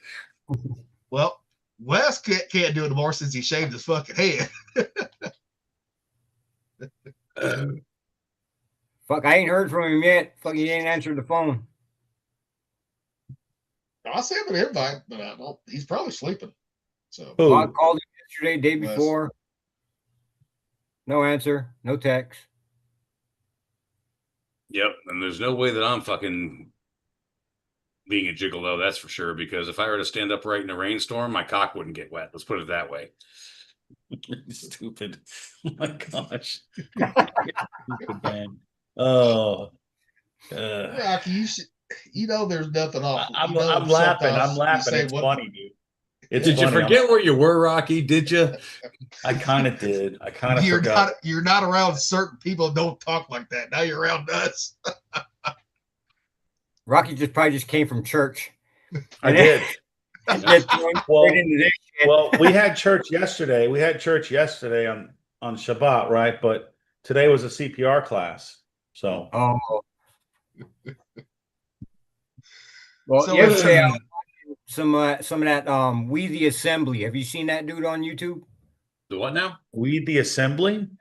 Yeah, No. What is it? that's his channel. Huh? He goes through and uses all three books to show that, well, you knew better because it was in the King James as well. But he goes back to the Sefer and then the original 88 book Ethiopian Bible. Oh, with Jasher and Enoch and all that in it. Right, right. And you know, if you go to the King James version, you see how like there's five different books that reference the book of Enoch, which is not there. Correct. Yes, that is correct. Yes, It Jesus. was important enough to Yeah, reference. Jesus himself actually did reference the book of Enoch. I mean, Enoch never died. That's the No. whole reason why the book is Yeah, not. I think him and Elijah are the two witnesses, but Could be. I don't know. Like that's Yeah. one before the flood, and that's one before Jesus Christ. So I don't know who else would be that. I mean, they were testifying of him in Enoch. They called him the Son of Man in Enoch, and then you know he called him Yahuwah in the Old Testament. And Enoch is a heck of a thing because Enoch was pre-New Testament, pre-Jesus. I mean, pre-incarnate Jesus. Yes, And it yet would have God- been called a Christophany, like when, like in Genesis chapter 15 or 17, when the angels and the other guy come down and they talk to Abraham, and then Abraham makes food, and then all of that, and the two angels go and destroy Sodom and Gomorrah. The other one, that's Jesus, that's pre-incarnate Jesus Christ, right? And Right. he's the one that Abraham's like, if there's like one good person in that town, are you going to let it be destroyed? He's like, yes, I will show mercy. But since everyone was wicked and evil, Right. they all died. Now, Jasher explains how wicked and evil these people were. Right, Like but- they were messed up people, dude. Yeah, but the point I'm trying to make though is Oh. Enoch existed pre-earthly salvation as we know it. Yes. And yet God said, "You're my guy. Let's go." Yeah. See, Which it's weird. which makes you wonder how he lived, because there isn't really a whole lot of info on how he lived or what he believed. I mean, we all know what he believed, like more or Well, less. I can but- tell you this. I can The tell you Bible- this. The Bible's with- real light on specifics when it comes Well, to okay, when you read Genesis chapter 7, I think it's chapter 7, when God tells Moses, get 7 of every clean animal and 2 of every unclean animal, No. they had a Torah, a law back then, and it was probably the same Torah that they had that when Moses presented the Torah from Mount Sinai, and then all the other laws that came in, like the jealous husband of Numbers chapter 5, and then Deuteronomy 14, and then what you do when you find a dead body or anything like that in Deuteronomy, that was the same law. And I think the thing that supports that the most is in Malachi chapter 3. I think it's Malachi chapter 3, verse 6. It says, I, Yahuwah, or I, the Lord. Let me pull it up. He says, I do not change.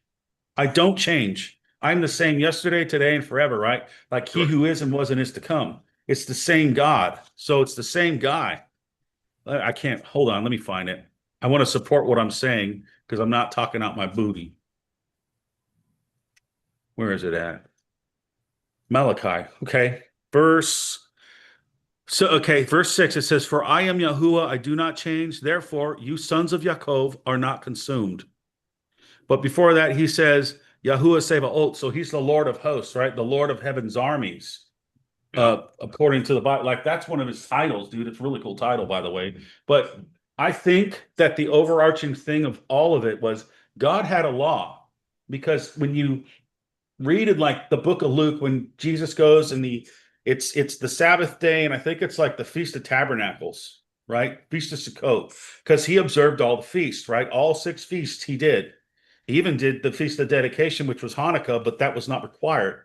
That happened because of the Maccabean revolt in like 168, 165 BC or something like that, right? He read, the Spirit of the Lord is upon me, and he stopped. It's Isaiah chapter 61 verses, I got it right here. Hold on. Because he stops at a certain point, and that's when the rabbi in the thing, he's like, wait, why did you stop? He's like, he says, this has been fulfilled this day, but I'm going to read it to you from Isaiah real quick. And then, yeah, when you get there. Sorry, boys.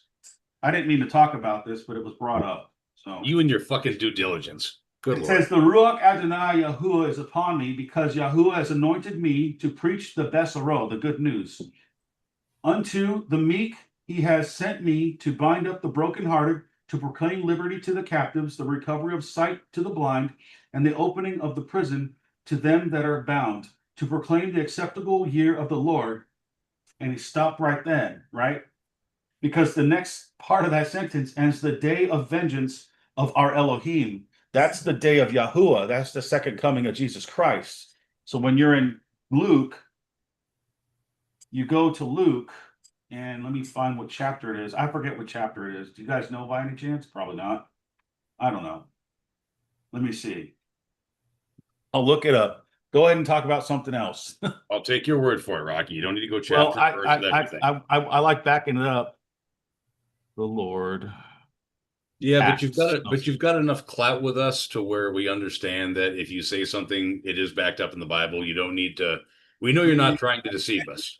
Several So, times. yeah, this is what he said. He says, the Ruach Adonai is upon me, because he has anointed me to preach the Besarot, the poor, to the poor. He has sent me to the brokenhearted, to preach deliverance to the captives, and recovery of sight to the blind, to set liberty to them that are bruised, to preach the acceptable year of Yahuwah.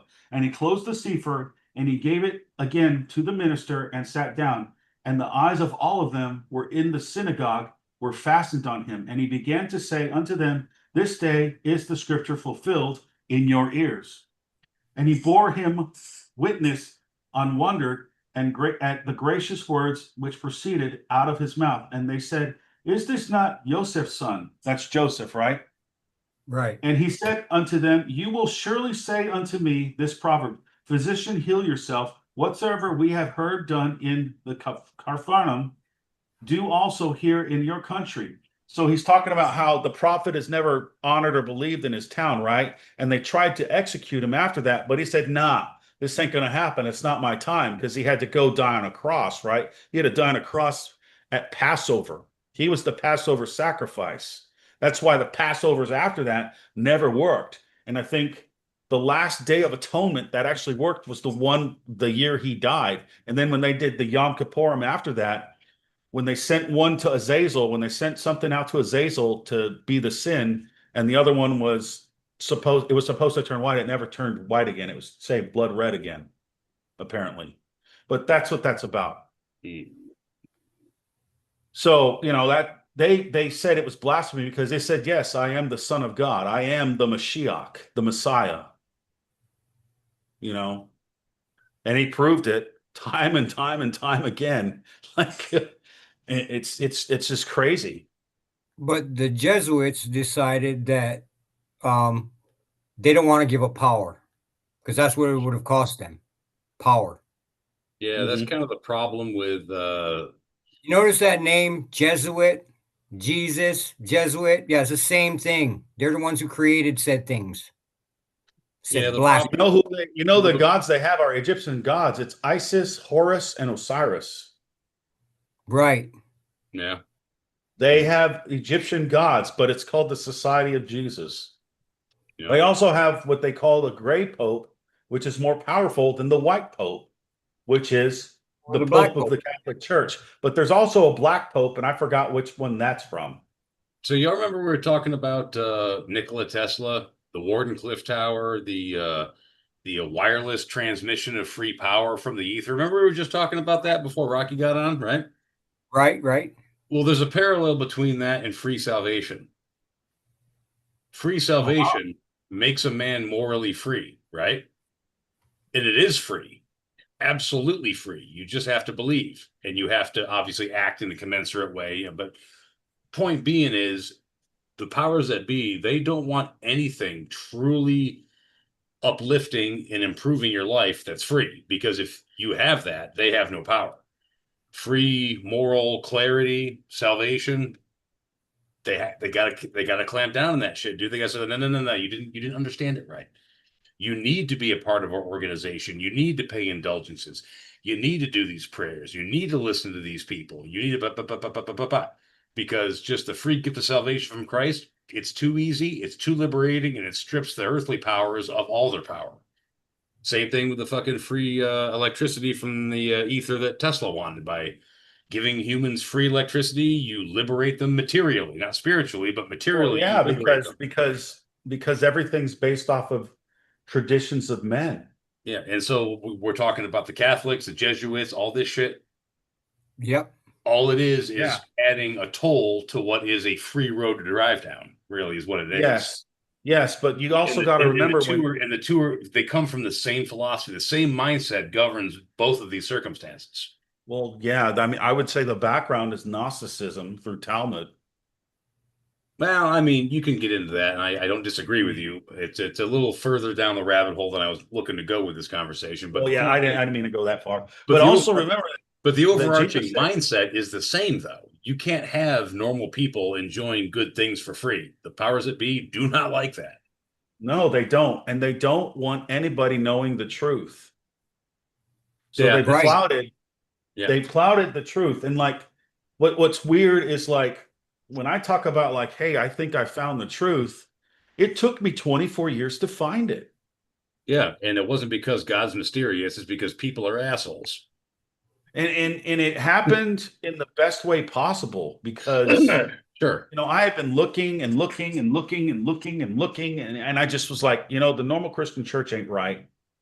Why do we not do anything that the Hebrews do, who were the original Christians? They all observed the Sabbath. They all kept the feasts. They kept the commandments of God, because that was how you walked the straight and narrow road, because wide is the road that leads to hell. So when you have these people that say once saved, always saved, that's wrong. Because if you say you're saved and you go and have, you go and do drugs, you go and do this, you go sin, sin is just something against the Torah. It's in 1 John chapter 4. Verse 3, I think. I'll read it to you. I was looking at it. This is going to be our first significant divergence of opinion. I mean, you can say you're saved all day long, true. But if you are truly saved, you're saved for life. There is no losing it. But if you're truly saved, you will continue to do what it took to get saved. That is correct. Yes, your life will change, because you are acting in a way that is, concurrent with the beliefs that you now have. Yeah. I was wrong. It's 1 John chapter 3, verse 3. It says, and every man, it says, and chapter 3, verse 4, it says, whosoever commits sin transgresses also the Torah, for sin is transgression of the Torah, and you know that he was manifested to take away our sins, and it is him, and in him is no sin. So what that means is if you disobey what the Torah says, you sin. How many times do they teach that in church? I never heard that. You know, I heard sin is missing the mark, like you shoot an arrow, right? And it's at the target, and you sin when you don't hit the bullseye. It wasn't, they never told me this, and this is in every Bible, dude. It probably says the law in the other English versions, but in the version I happen to be reading right now, it says the Torah, right? And then when you think back to when Jesus said in Matthew chapter 5, verses 17 to 20, think not I am come to destroy the Torah or the prophets. I am come to fulfill it. I came to fulfill the Torah because someone had to fulfill the law because no one else could do it, right? And then after he says that, he says, anybody that teaches my people, anyone that teaches to not obey the least of my commandments, basically, they will be smallest in the kingdom of God. But those that say and do and teach to do the law or the commandments, they will be great in the kingdom. It's right there. But if you don't understand what you're reading, you don't, it doesn't register. I mean, that I missed that verse, those verses, that whole series that was from the Sermon on the Mount, right? Yeah. Sermon on the Mount for you missed that? 20. It's on the Sermon from the Mount. It's the Sermon on the Mount, bro. Yeah, you missed that? I didn't understand that the Torah was still in effect. Well, oh, you were part of that group that believed that when he came and installed the New Testament, that the Torah was no more. Yeah, and then I realized, I realized after that, wait a minute, Paul, Peter, everybody that wrote in the New Testament referred back to the Torah or the prophets. And if they referred to the prophets, the prophets were referring in their prophecies to the Torah. Specifically Deuteronomy 18, when it talks about God is going to send a prophet that everyone should hear, right? And this prophet is going to have God's words in his mouth. That's the same thing that Jesus says is, I speak what the Father tells me to speak. I do what the Father tells me to do. The Father in heaven, right? So it's like when you start seeing it, it's like, holy crap. Holy crap. Because other than that, you think you're saved and you go do all these terrible things, right? And you're like, wait a minute. Aren't I supposed to repent, do a 180 turnaround and go the other way and start going with God? Kind of like when Jesus says to that one guy he heals, he says, go and sin no more. What does that mean? Go your way, sin no more. Do no more sin, because you can live a life with minimal sin. You can be blameless like Job was in the book of Job, when God and Satan discussed him, and then he let Satan do all this stuff to Job, right? And not once did Job ever curse God to his face. And because God said this guy's going to be faithful and righteous, and because he was like that, the guy had a second chance at life and had even more the second time. It's really like it's so crystal clear to me right now, but a lot of people they don't believe it. And I understand why they don't believe it, because, dude, we've inherited tons and tons of lies. And these lies are so deceitful. Like, imagine the deception it is for someone to say following God's ways is rebellious, but it's not rebellious to disobey his ways. You know, and then when Paul says the law was nailed to the cross, do you think that was the Torah or that was Jesus Christ, who is the living, walking Torah? They nailed the law to the cross. That didn't end the law. Well, you got to realize also there was a part of the law that was moral, and there was a part of the law that was practical and procedural. Like the whole thing. I'll give a really like softball example, like the mixing of the fibers. You don't mix fibers with your cloth. Now, we all know in this day and age, that's fucking dumb.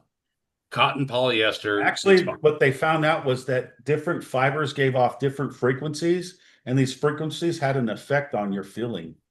But the more practical aspect of that, though, is if you mix, let's say, flax and silk. They have different responses to water. They have different contraction expansion rates. They retain water differently. They operate differently under certain temperatures. If you mix fibers back then, for the most part, you end up with a garment that would be a clumpy mess after a month.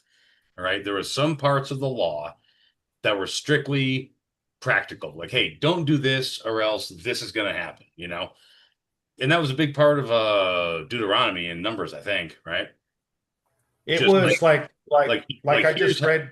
Yeah. Like here's how you do stuff. It. There was no, and it was proven that it was practical because there was no prescription for punishment if you didn't follow it. Like with the moral laws, it was like, okay, do not do this or this will happen. Do not do this or this will happen. Like there was consequences for your actions with the moral laws, but for the practical laws, there was no prescription for punishment because they pretty much figured if you did life the wrong way, the punishment would be pretty much evident when what you were trying didn't work.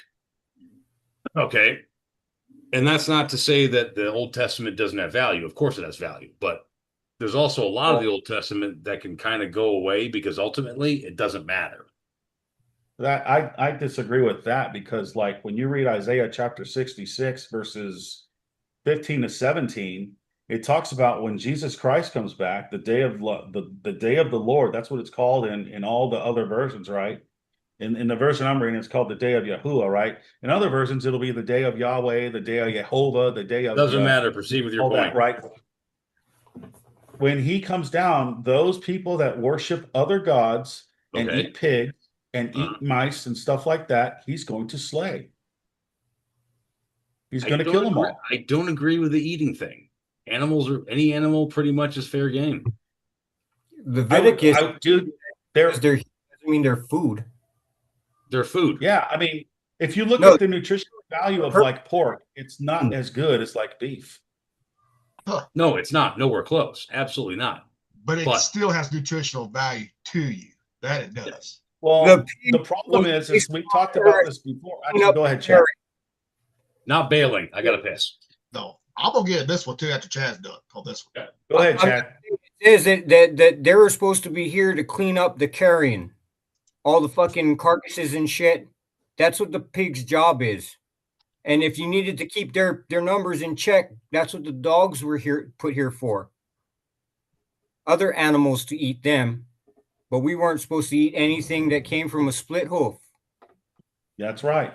Not even the camel, because they don't have sweat glands. That's why camels could hold all that water in their humps, right? That's why they could last so long in the desert. But pigs don't have the sweat glands and they don't process food like a cow does that has 4 stomachs. And when the cow does it, I think it's through a 24-hour process, right? And it creates healthy meat versus the pig that eats everything that's bad. It'll even eat its own young. It eats all the toxins in the world. That's why everything tastes so good.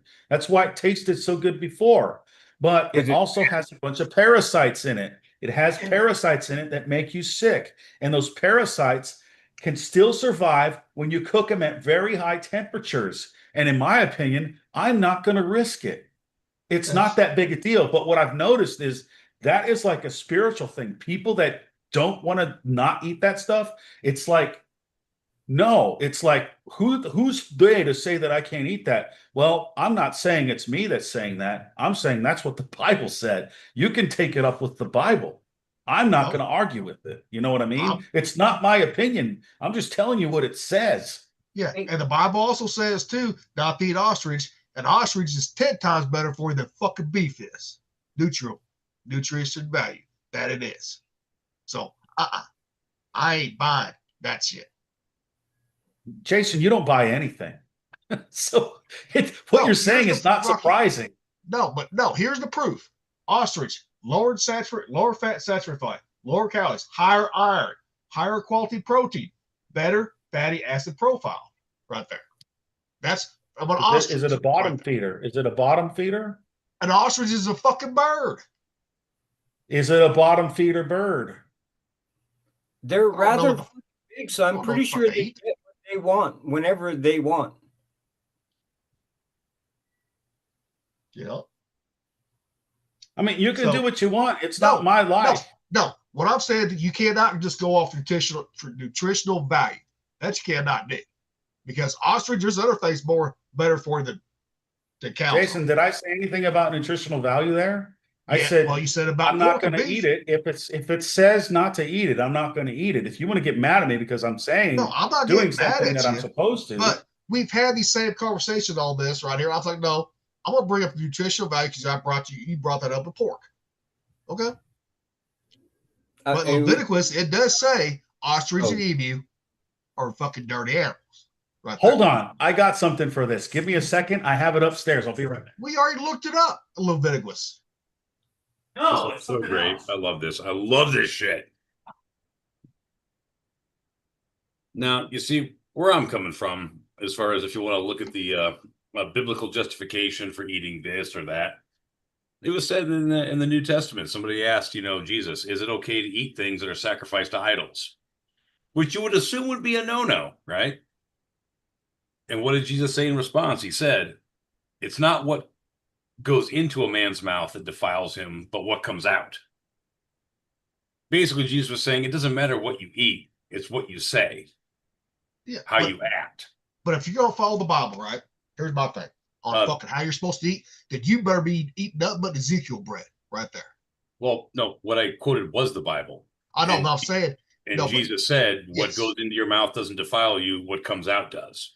But I'm talking about if you want to do away with pork and all that, and because the Bible says it, right, then you better eat nothing but Ezekiel bread right there. But it doesn't say it.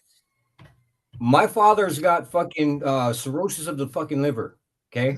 Okay. He's been told he can't have pork because of the parasite load that it will put on your fucking body. The same thing like raw fish, which is perfectly normal for a regular individual, but it carries a parasite load that you cannot sustain. If you treat your pigs well, you feed them the right shit, there is no parasites in domestic hogs right there. None. Well, why did not in farm raised? No, wild. Not farm raised. Wild. Now, if you're eating wild boar like Chad, like a lot of people will do, that's different. But farm raised, no, right there. Why did King David not eat the pig provided by the king at the time? Well, King David was a fucking adulterer anyway, so I ain't believing a word that motherfucker says. He and a murderer. Yes. So don't get me wrong. King David was a great man, but historically true. Any animal that eats man changes their DNA. Our meat makes their DNA change. Well, bears eat fucking men, and it's okay to eat them motherfuckers. No, it's not. Yeah, it is. Although, interestingly enough, with bears, you do run into the same problem as pigs. You got to cook them like 180 or else you will get parasites. That is true. Yeah, you got to cook pork the right way. But farm-raised hogs are not dirty. They are not. Yes, they have those sweat glands, but that's why they roll around in the mud, to protect themselves. Well, dirt and disease are two different things entirely. Yeah, but when you sweat, that's when the toxins come out in the secretion. Correct. Well, it's kind of funny how people have been surviving off hogs for fucking thousands and thousands of years. And they're still living right there. They're living, sure. Could they be living better? Shit, my grandpa's 95 years old, ate fucking hog all the fucking time, and beef. Can I point out the humorous irony of a Hawaiian saying that eating pigs ain't good? It is an irony. Can we all just kind of giggle a little bit at this? Well, the first time he told me, I was like, okay, that's your choice. I said, what are you going to do with all that spam in your fucking closet? Right. My dog. I ain't poking fun or nothing, but the situation itself is kind of humorous. You got to admit. I mean, it is. It's hilarious, really. The one who is most guilty of eating pig in the past is trying to say that's probably not a good idea no more. Well, probably wasn't a good idea. Your ancestors, they would cook it in the ground, right? Mm. And they were just fine too. Love me some ground pig, man. I used to have a coworker that was Tongan, and he made the entire work center fucking ground pig one time. Oh, so good. Besides smoking it like above ground, right, in a smoker, that's the best way to do it in the ground. Besides put it in a smoker, smoked and steamed at the same time. It's the same. That's what it is. Yep. It roasts and steams. Yeah, all at once. Yeah, the meat is so tender. That way. You can do any meat that way. And the fat renders and then like penetrates the meat, like so it's all fucking juicy. It's like, oh, it's so good. Especially tough like that. cuts of beef works best in the ground. You know. Well, the thing is, parts of beef are lean and parts of Yeah. beef are fat, and so it's kind of hit or miss when it comes to that cooking technique. But a good pig is all encompassed in fat, Yeah. and so the whole thing renders down and gets juicy all at once. Well, with the banana stump that you're using for your water source for steam, Yep. that's what we use. It doesn't Yep. matter how lean the meat is. It Well, will plus- fall yeah. fuck Oh, apart. Plus you're Okay, using all right. the banana leaves That and makes wrapping sense. it Yep, too and yep. all that shit. Right. You know. If you're gonna Sure, do you don't want to go traditional. back to eating pork there, Chad? Sounds good. The only thing I really miss is the bacon. Actually, get you some fucking duck, man. Duck bacon. Yep. There you go. Duck bacon. Yes. I'm gonna have to try that. I'm gonna have I'm to telling find you. it.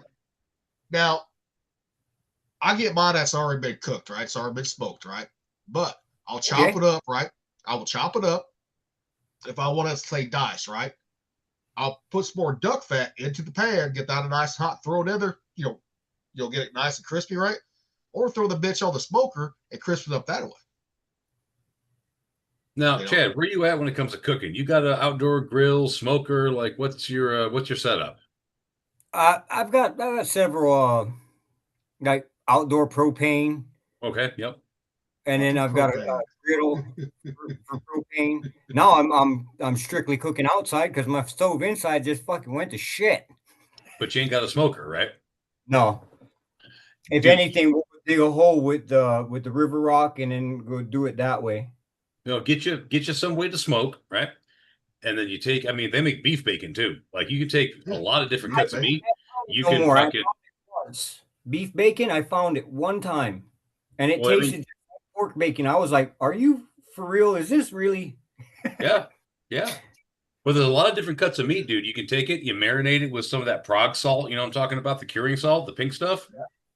You cure it for like a week, and then you fucking smoke it until the internal temperature exceeds 155 to kill off anything that might be living in there. You slice that shit. As long as there's enough fat in there, babe, you've got something that's a reasonable facsimile of bacon. Yeah, that beef bacon tasted really good. It tasted just like it, and I just Yeah. can't find it. You can Well, take I mean, deep. if you get you a smoker, man, it takes a little bit of time to make it, but it ain't really all that hard. And also too, Chad, you got that good axis deer out there too. You can make fucking bacon from that shit too. From You what? know, those ain't got no Axis fat on deer. them. Axis deer, they ain't got no fat on them. But you can There's- still Yeah. make bacon with it. It's just more like a beef jerky, but it can still be bacon. You still cure it, all that. I mean, works. most we use that for ground or make jerky. Yeah, I always make jerky out of the leanest cuts because fat and jerky don't really mix too well. Nope. Yeah, it doesn't. Well, it goes rancid a lot quicker and it doesn't taste as good. That's what I mean. Yeah, like when I make jerky, I make it out of London broil or Eye of Round because Eye of Round, it'll have a fat cap on it, Yep. but there'll be no internal marbling. So you can Yeah. slice Cut off that. the fat cap and I either render it for tallow or give it to the dog. And then the rest of it is super ultra lean beef and it just makes the best jerky. Yeah. Well, it's like, fish, salmon, it can have fucking parasites too. Even wild And- caught shit can have. It can, And this- yeah. But why that's I safe started- to eat. You know, That's exactly why I started taking that fucking oil of oregano. Yep. I've heard that works well. Yep. I have seen more shit come out of fucking salmon than I ever have pork. Put that on. You know, Well, I'm gonna hit A you lot guys. of I'm gonna hit you you're not guys with some truth right now. but- There is no parasites in a Cheeto. except all those bad dyes and all, but true, no parasites. But there's no parasites. All It kinds just of got chemicals other bad shit in the motherfucker. upon chemicals now. Trying to keep Well. things light here, guys. Come on. I mean, I don't even have the fucking hankering for fucking cookies and candies and shit anymore. That See, shit I is never- gone. I never Fucking had that. I've never had a sweet tooth. It's gone, all of it. The only Just cake snack- I've ever had for sweets, Oh. besides a chocolate pie, right? Homemade chocolate pie. Well, yeah. It's obviously. like anything like peanut butter Reese cups, right? You know, I used to eat the shit out of them. I don't fucking crave them no more. I know that's the only thing that I wish I could still eat was Reese's peanut butter cups. I did like them. That I did. The only sweetness I do in my food at all, I do like to add a white sugar to my barbecue rub because it makes for a nice crispy bark when it renders down and smokes. Mm-hmm. And a little bit of sweetness, you need it in barbecue. Like I love Carolina barbecue, but I think you need just a touch more sweetness, and that white sugar, man, it fucking does it. Well, there are some Carolina sauces, right? You're right. It's a little vinegary, tart, right? But some people in the Carolinas, they add a little bit of local honey to their sauces too. That works too. Yeah. To balance out that sourness and not that tanginess, right? It works perfectly. And I always tell people, if you don't like vinegar-based sauces, try it with a little bit of honey. That you will like. No, I love me a vinegar-based sauce. I do think you need the sweetness to balance it out just a tad. But the reason why that I use that instead of honey is because honey ain't going to give you that texture, that crispy bark. So it's more of a textural thing for me, really, than it is a flavor thing. Aha, we went to the scientific. The herb doc. Yes. I mean, that's kind of why I made my determination that I shouldn't be eating pork and decided to not eat it no more. Yeah, I mean, I would feel sick after I eat it, dude. So I was like, I'm not eating good stuff. After having ate it, I just know better and decided to okay, so I can't just play dumb anymore. So it says clean and unclean meats, right? Any number below 75% is toxic. See text for explanation, right? So you have clean, right? All this stuff is clean. Then you have all the unclean, the black bear, the camel, the cat, the coney, the dog, the grizzly bear, the groundhog, hamster, horse, opossum, rabbit, rat, rhinoceros, squirrel, swine, pigs, hogs, 54%. Unclean flying things, the bat, the cormorant, the crow, eagle, falcon, hawk, heron, ibis. Ibis is one of the Egyptian gods. I forget which god it is. They were an unclean animal. So that false god is an unclean animal. Kite, nighthawk, osprey, ostrich, owl, pelican, raven, red-tailed hawk, sparrowhawk, seagull, stork, vulture. Of course, I know the seagull's complete garbage. Then it has water creatures that has all the kind of fish you can eat, right? Even clean insects, which I couldn't do it. I don't think I could eat crickets and grasshoppers. I don't know what the hell a katydid is, and I know what a locust is. And then it has unclean fish. So this is telling me that clams and calamari are bad. I guess I'm going to hell. And scallops too. Sorry. How this is supposed to affect the human bodies? It affects the vibration that your body can vibrate at. In order besides the fact that the second coming, your body will vibrate to where you no longer exist in this world. So basically, when it comes to animals, the only thing you're allowed to eat are ruminants. What do you mean ruminants? I mean ruminants, like animals that ruminate. They chew their cud. Yeah, because they're deer, goats, oxen, sheep. Yeah. Well, it says right there, cud chewing. Yeah, ruminants. Basically, a ruminant is a cud chewer. They throw up in their mouth, they chew it, and they swallow it again, and that's part of the process of their digestion.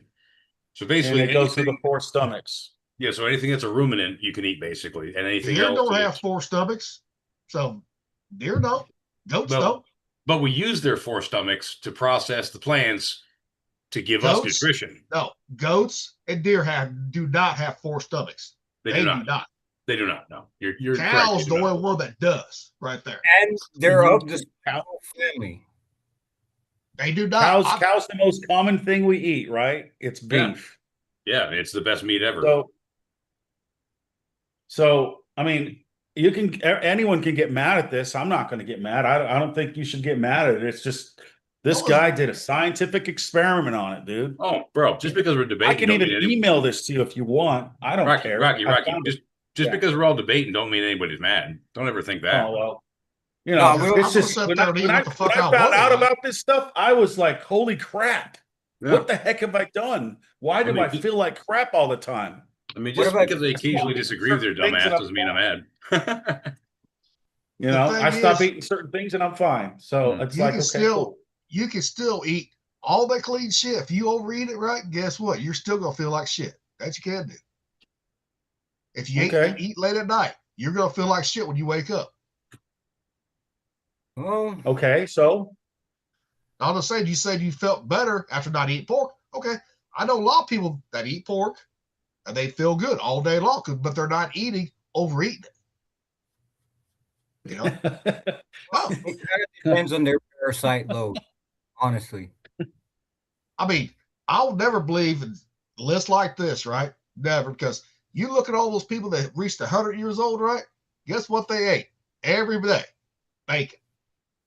Yeah, but Moses lived to 900 and some.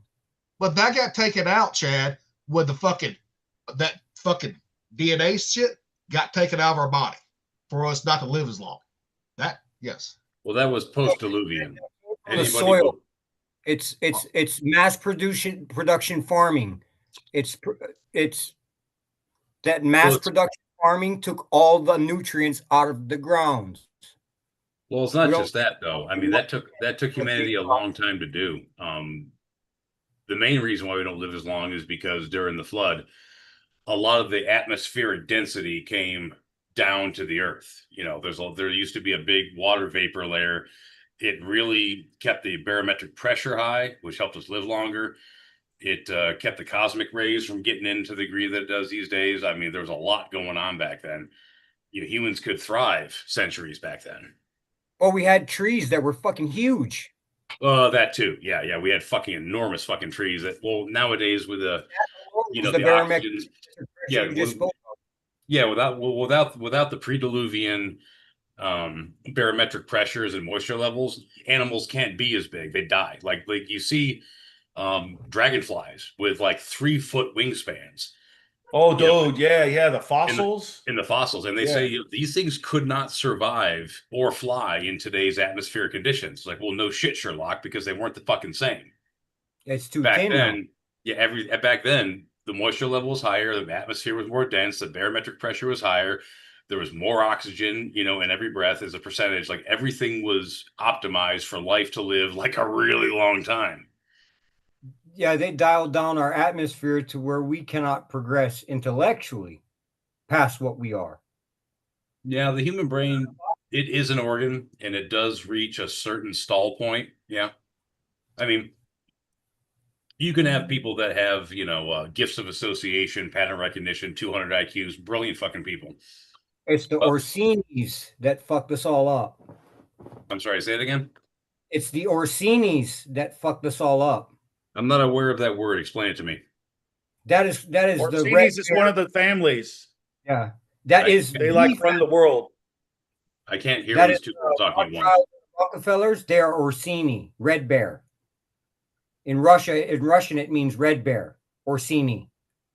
Oh, Ursini, yeah, Orsini, yeah, okay, yeah, Ursa, yep, okay, bear, yep. They're the ones who fucked it all up for everybody. Matter of fact, they're still trying to fuck it up for us today. Yeah. Never heard of that one.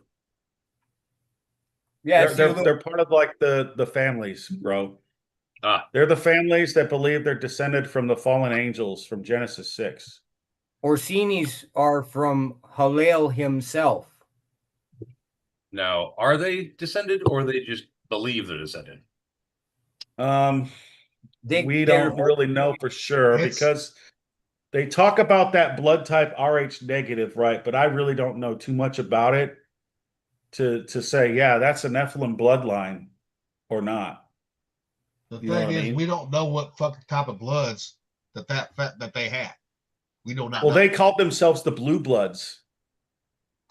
Well, blood in your body is technically blue until it comes out and mixed with oxygen. I gotta wonder, though. I do have to wonder. Okay. Salvation itself is fairly simple. What we're supposed to do is fairly clear, generally speaking. I'm wondering how much of this conversation is centered around various very niche rabbit holes that are meant to divide and distract. while ignoring It is in a way. It is in a while way. ignoring the overall thrust of what it is that we're supposed to be doing. I think you're right in that sense, but what I think that people don't realize is that Jesus was very clear. He said, you can only enter heaven through the narrow gate. That's correct. The narrow gate is walking the way he walks, right? So like if you're a follower of Christ, shouldn't you live like he did? No, you got to try your hardest to live like he did. You can't live Yeah, like that's what I mean. Shouldn't you? You should try to do what he did. Yeah, we're not going to do it. We fall short, right? We fall short of the glory of God, but Every that day. doesn't mean that we stop trying and make ourselves do what's right. It's kind of like when Paul says, take every thought captive to Christ, right? When you start getting evil thoughts, you Yeah. give it to God, or you think about what God would say or Jesus, right? And you stop doing that. Yep. You're going to find no argument from me on that one. You're absolutely correct. Yes. It's the same way with walking it out, I guess. I'm still learning this thing, right? I'm not an expert. I'm just wondering what that has to do with the BLT. If you have a beef bacon, lettuce, and tomato, I guess it's all right. If you have a turkey bacon, lettuce, and tomato, it's all right. If you have a duck bacon, lettuce, and tomato, it's all right. But if you have pig, probably not. So what you're telling me is, it hurt. And you know what sucks the most is I loved clam chowder and lobster bisque. yeah, who doesn't? But if it says don't eat it, I'm not going to eat it. I'm not going to argue. Like I can't justify it. Like if I died tonight and I stood in front of the Most High God tonight and he's like, why did you do that? Well, you're not supposed to. Give me a good reason why you disobeyed me. I've got nothing. I've got nothing. But nobody does. No matter how clean you live, nobody does. I know, but otherwise we wouldn't need a savior, bro. The fact is you try. It's not, see, the thing is like the way I'm looking at it, it's like I'm obeying him because I love him. Right. I'm not obeying him because it's not faith and works, right? It's not what a lot of people think is you're saved by grace through faith, right? But because you have that grace and that faith and that love for the one that died for you, you want to do what he wants. I want to do what he wants me to do because I love him. And it's one of the only ways that I can show him loyalty, right? So what you and I have a difference on basically is not the framework of the whole thing, but what constitutes loyalty and obedience. I guess, yeah. I mean, because like if you read John chapter 14 verses a pork chop is not disobedience. No, it's not. Well, in my opinion, it would be, right? But everyone their opinion. So what you're telling me is you're going to heaven, but you're content to be an asshole. I don't know. Laugh, like Rocky, laugh. I know. John chapter 14, verse 15, it says, if you love me, guard my commandments. Yeah, but Jesus also said, when somebody asked him, may I eat something that was sacrificed to an idol? He also said, what goes into a man's mouth does not defile him, but what comes out does. Yeah, because it's out of your heart. But that argument in Mark chapter 7 was not about pigs. It was about people washing their hands. I disagree. I think that whatever if you actually read the whole thing, read the whole chapter, it's not about pigs. It's about people washing their hands. Jesus said, you guys put the traditions of men over God's commandments. Yeah, but I think that kind of falls under the same flimsy logic as people claiming that Sodom and Gomorrah was burned for lack of hospitality. It wasn't lack of hospitality. It was a lot of things, dude. No, I know that. But what I'm saying is I think your argument is kind of flimsy for the same reasons that argument is flimsy. What's flimsy about it? What goes into your mouth doesn't, as long as you're not eating your fellow human being, does it really fucking matter? But do you understand that whole argument took place at a Jewish food market? Right. Fuck the Jews. In the 1st century. Different Jews, Gilly, different Jews. I don't give a shit. Not the same Jews we have nowadays, different Jews. Jason, this is different than what you're talking about. Rocky, I know, but I still say fuck the fucking Jews. They ain't gonna tell me what I can and what I can't fucking eat. No. They're not telling you that. Says right there, unclean and clean. Yeah, but where did they get that from? I'm not fucking. Jay, You'll I'm not never get saying me. you can do what you want. It's your I'm free gonna do will. what the fuck I want right there. Yeah, I don't think you have to worry about that, Rocky. Gilly is most I assuredly know. going to I'm do whatever like, the I'm fuck not. he I'm like, wants. you're gonna do what you want. I'm not gonna say don't do what you want. You get to do what you want. You have the free will to do what you want. Right? Yeah. You And get what to I see, choose. no, here's what I see on this shit right there. That's more of a cult mentality than it is fucking free will right there. How is it a cult, Jason? Okay. If you're going to believe something, right, that's fine. But if you say you're going to do this, if you do this, you're going to hell, right? That's a cult mentality right there. Did it say you're going Because, to go to hell for eating that? yeah, it does in a way. Well, how does it say that in a way? Who did that come from in that way? Rocky, it says with your fucking. Jason, answer the question. Answer the question. Who said this is what's Your going to fucking happen? Bible, Rocky. So you're mad at me because No, it I'm says not, that? Rocky. Listen, you was not giving me time to fucking answer. That's why I got mad, okay?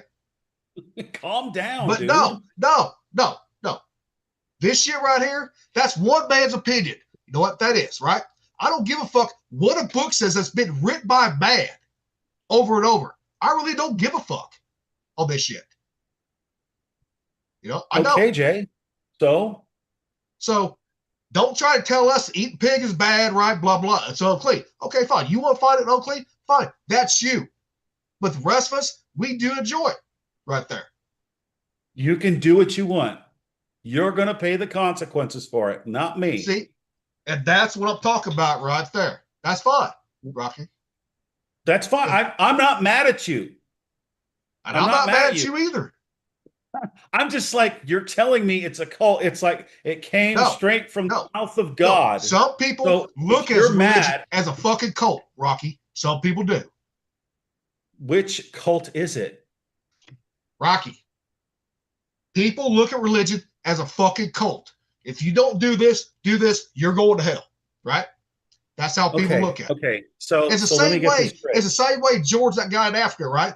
Claimed to be a Christian, right? Killed all those fucking people. You got to do this to get to heaven.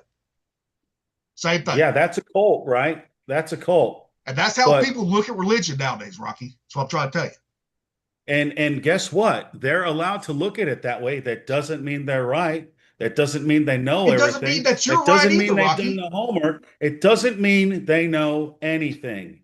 Rocky. It just means they don't want to do something that someone else told them to do that's been around for thousands of years because they don't think it's real.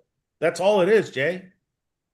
That means you can't prove to me 100%, right? I can't prove to you 100% at all. I can. No, I read to you. You think I read Rocky, to you books and stuff. You know what you said the other day, Rocky? Well, I don't believe in the Wi-Fi's, right? Blah, blah, blah, right? Huh? You understand. I don't believe in the Wi-Fi's. That's fine, right? But I'm going to tell you one thing. He's more accurate sometimes than some of those fucking other people out there are about the shit because he at least tells you, I can debunk it or I can't debunk it. It's up to the person watching this to, decide for themselves what they want to believe. I don't even watch the Y-Files. I don't even watch it. Some of this stuff is interesting. I don't even watch it because, like, I get annoyed with the fish. Rocky, that's just sad. It reminds me of Gary. It reminds me of Gary Gottfried, the freaking Jafar. He reminds me of a version of that freaking toucan or whatever parrot bird from Aladdin.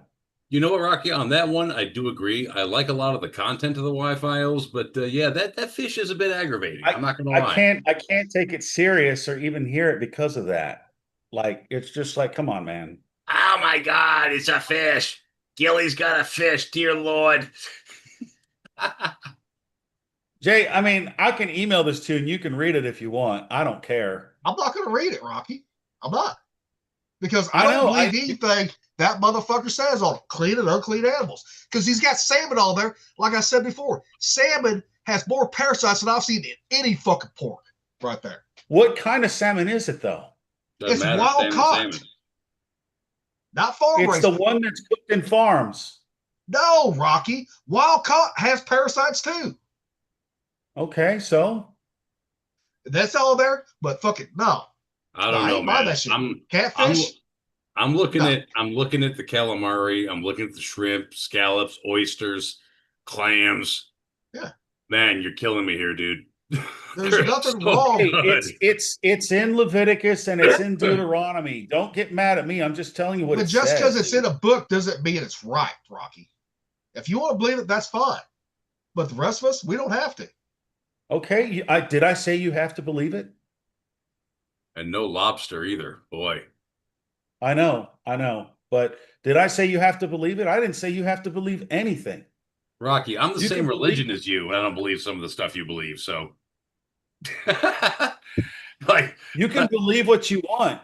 remember when I you're gonna answer remember for it. about 20 minutes ago when I mentioned the whole rabbit hole thing? You know, like you go far enough down a rabbit hole, you start to like get myopic, and you're missing like the broader fucking point. Well, it's not a broader point. It seems to be something spiritual that people just don't accept it. Rocky, people have not accepted it for fucking over 100 years. A lot Oh, of people longer have. than that. Okay, Okay, and are people right? Huh? Doesn't mean that they're fucking right Tell or me wrong. a Doesn't mean, person. Tell me a person that came back from the dead that's here right now. Okay. Rocky, when you I'm die, gonna you give you- fucking die. Okay, I'm And going to give that's you a very, very, very cranked up to 11 example. This is exaggeration. This is whataboutism. I know this is every logical fallacy all in one fucking argument, right? If you and your children were fucking starving and a 500-pound pig went through your fucking yard, you would shoot that thing, you would render that fat, and you would eat every last bit of that pig from fucking tail to snout to keep your family from dying. You know I don't damn think I well would. you would. No, I don't believe you.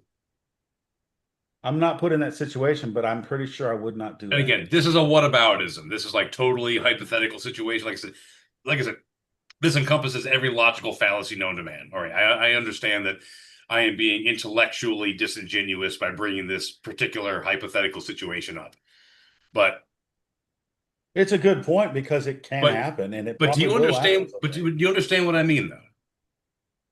I do, but it And if seems you to kept be. your family, and if you kept your family alive by eating that pig, do you think that God is going to judge you when you die one day? I don't think so.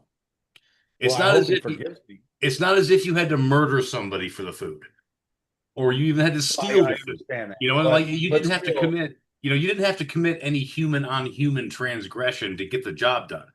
You just had to kill What something you're not supposed to eat and eat it. Like, what comes to mind is the same thing that happened with Abraham and Isaac.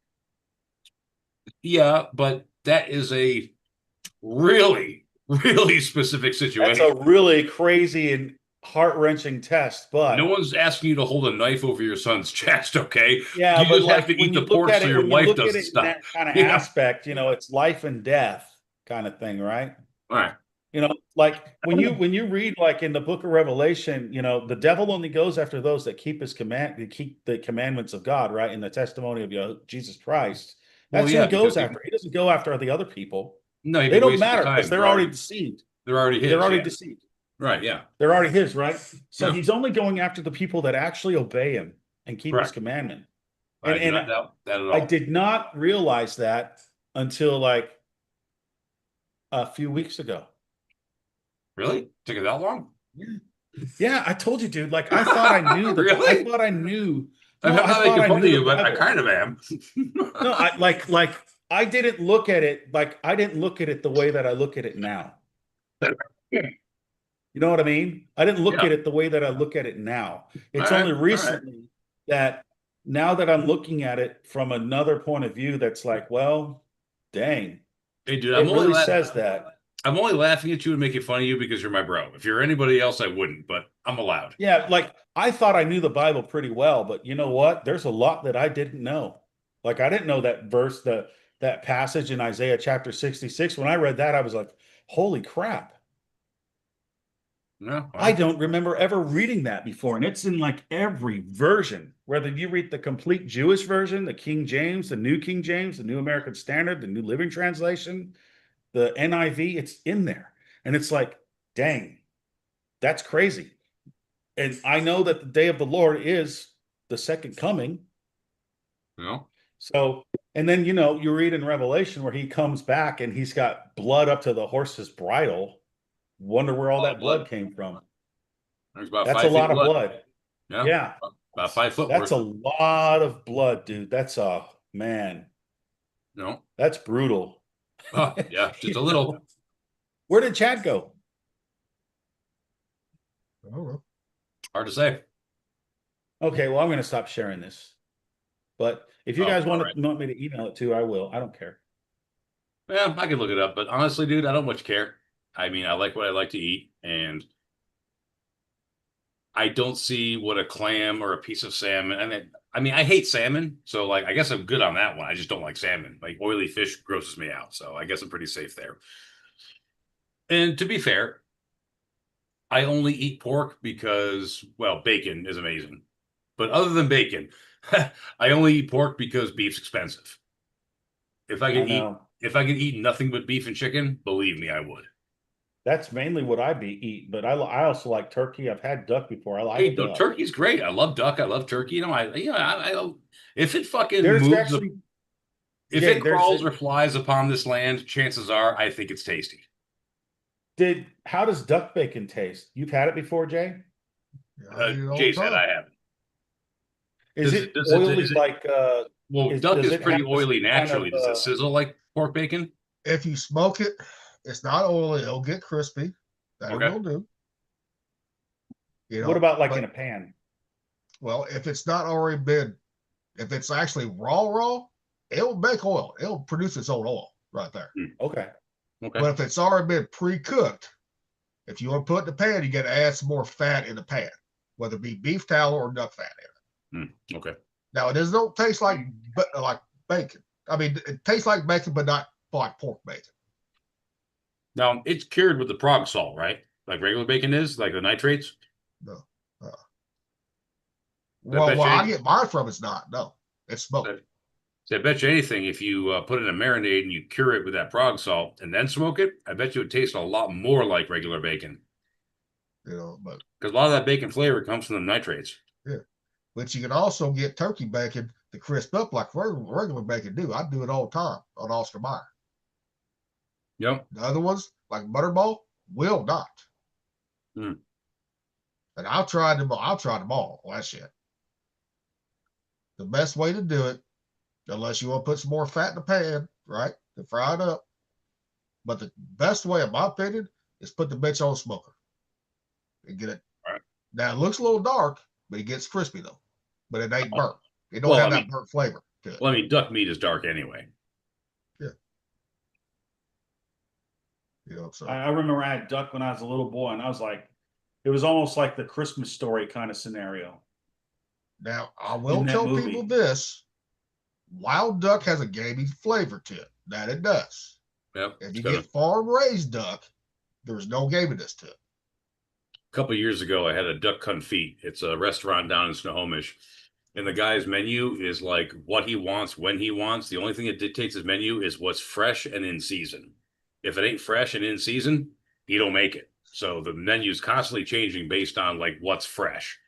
And that's the way you're supposed to run a restaurant right there. And it's a small little hole in the wall, cramped. But dude, he made a duck confit, which is basically braised in fat. Yep. Oh my Lord. Yep. One of the best pieces of bird I've ever had in my life. It was like meat flavored gelatin. I mean, it just dissolved between your teeth. You could have gummed it. You didn't even need teeth to eat it. It was so fucking tender and delicious. Why do you think when you cook you confit fucking fries, right? Yeah. And then you confit them about 325 degrees, 300 degrees, right? Well. Then you fucking fry them up at 375. They the crispiest freaking fries you will ever have right there. Yep, that's the way to do it. Yep, the French did get at least one thing right. Well, the reason why that works well is because you get the whole fry cooked and fluffy, But that confit has no crispiness. It doesn't crisp it up at all. It just cooks it all the way through. And then when you dunk it in the hot oil, it flash crisps everything, but the interior is still crispy light and fluffy. So you get that beautiful golden crunch and dual texture, and of course, fat makes everything taste better. But you gotta have it that when you get that fryer back up. Yep. You gotta have it at 375. If you have it at 350, will not work. No, it won't. You'll just make them soggy. Yeah. Yep. Because I made that mistake in the past. That's all I know. You gotta cook them with that par fry first, and then pull them out, let them rest about 5 minutes while it gets up to 375 to 400, and then dunk them, let them flash fry, and boom, delicious. But you gotta. The best thing to do. A lot of people put on paper towels. People, I'm telling you, just get rid of the paper towels. Get you some fucking trays. Like wired like racks, right? Oh yeah. You can put paper towels on the bottom of the tray, but let that shit drip. Oh yeah. Onto the paper towels. When I deep fry anything, dude. Yeah, whenever I deep fry anything, I've got baking sheets and I've got several wire racks of different sizes. Like whether I make chicken fried steak, fucking fried chicken, French fries, onion rings, no matter what. Whenever I fry something deep, it always goes on that wire rack because you're right. You got to let that circulation. Well, the circulation not only helps the oil drain, but it also helps it stay crisp because if it sits in its own fat, the bottom gets soggy. You don't want that. Yep. Yeah, because I used to do that all the time before I did the wire rack thing. Well, shit, I've been cheating. What? I've been putting it after I take it out of the fryer basket. I'll toss it right out of my toaster oven just to let it sit on the rack. Put a little pan underneath to catch the oil that drips off. That works too. It's just a different application of the same principle. Yeah. Yeah, that works too. Yep. Keeping that excess grease off of the food. Yeah. Yeah, let it drip off, but it's all just wire racked inside of the. Yep. That works. That works. Because even potato chips, right, done correctly, you double fry. Oh yeah, well, pretty much. Cook about lower temperature. Yeah. Then let them set. Get that oil back up. Then throw them at 375. The only thing you don't want to double fry is anything that's breaded, because if you double fry breaded stuff, that par fry is just going to make the breading fall off. You don't want that. Yep. Other than that, though, yeah, if you're doing anything raw, potato chips, fucking French fries, anything like that, yeah, you got to have that par fry first. Yep. No, I've tried to par fry fucking onion rings before. Like you said, it don't work. No, it just dissolves the fucking coating. No bueno. I gotta go pull that recipe for the blooming onion. Oh, you got the recipe for that? I gotta try and find it. Do you have an apple cutter? Do you have an apple slicer? Yeah. Or apple core? That's what they use at the restaurants is the apple fucking thing. Cores it and fucking slices it at the same time. That's what they're using. Right. Fucking brilliant. I gotta give them that. Yeah. All it is, you just got to have your wet batter at the right consistency right there. Well, right. Little thicker than pancake batter. You don't want it runny, but you don't want it pasty either. Like even Outbacks. That season they put on there, it's just Lowry season salt. That's all it is. It ain't nothing special. Hey, I got to go eat some prime rib over at Lowry's fucking steakhouse over in Vegas. That place is fucking amazing. Yeah. Well, the thing with Lowry seasoning salt is sometimes someone gets it right. Yeah. And there's no shame in using the pre-mixed stuff. No, there's not. Lowry's seasoning salt is so well balanced that you're not likely to come up with a better solution on your own. The only bad thing about buying this, using the commercial shit is all that anti-caking agent. That's it. Yeah. That's the only bad thing about all those seasonings. Yeah. Well, generally speaking, I come up with my own jerky marinade.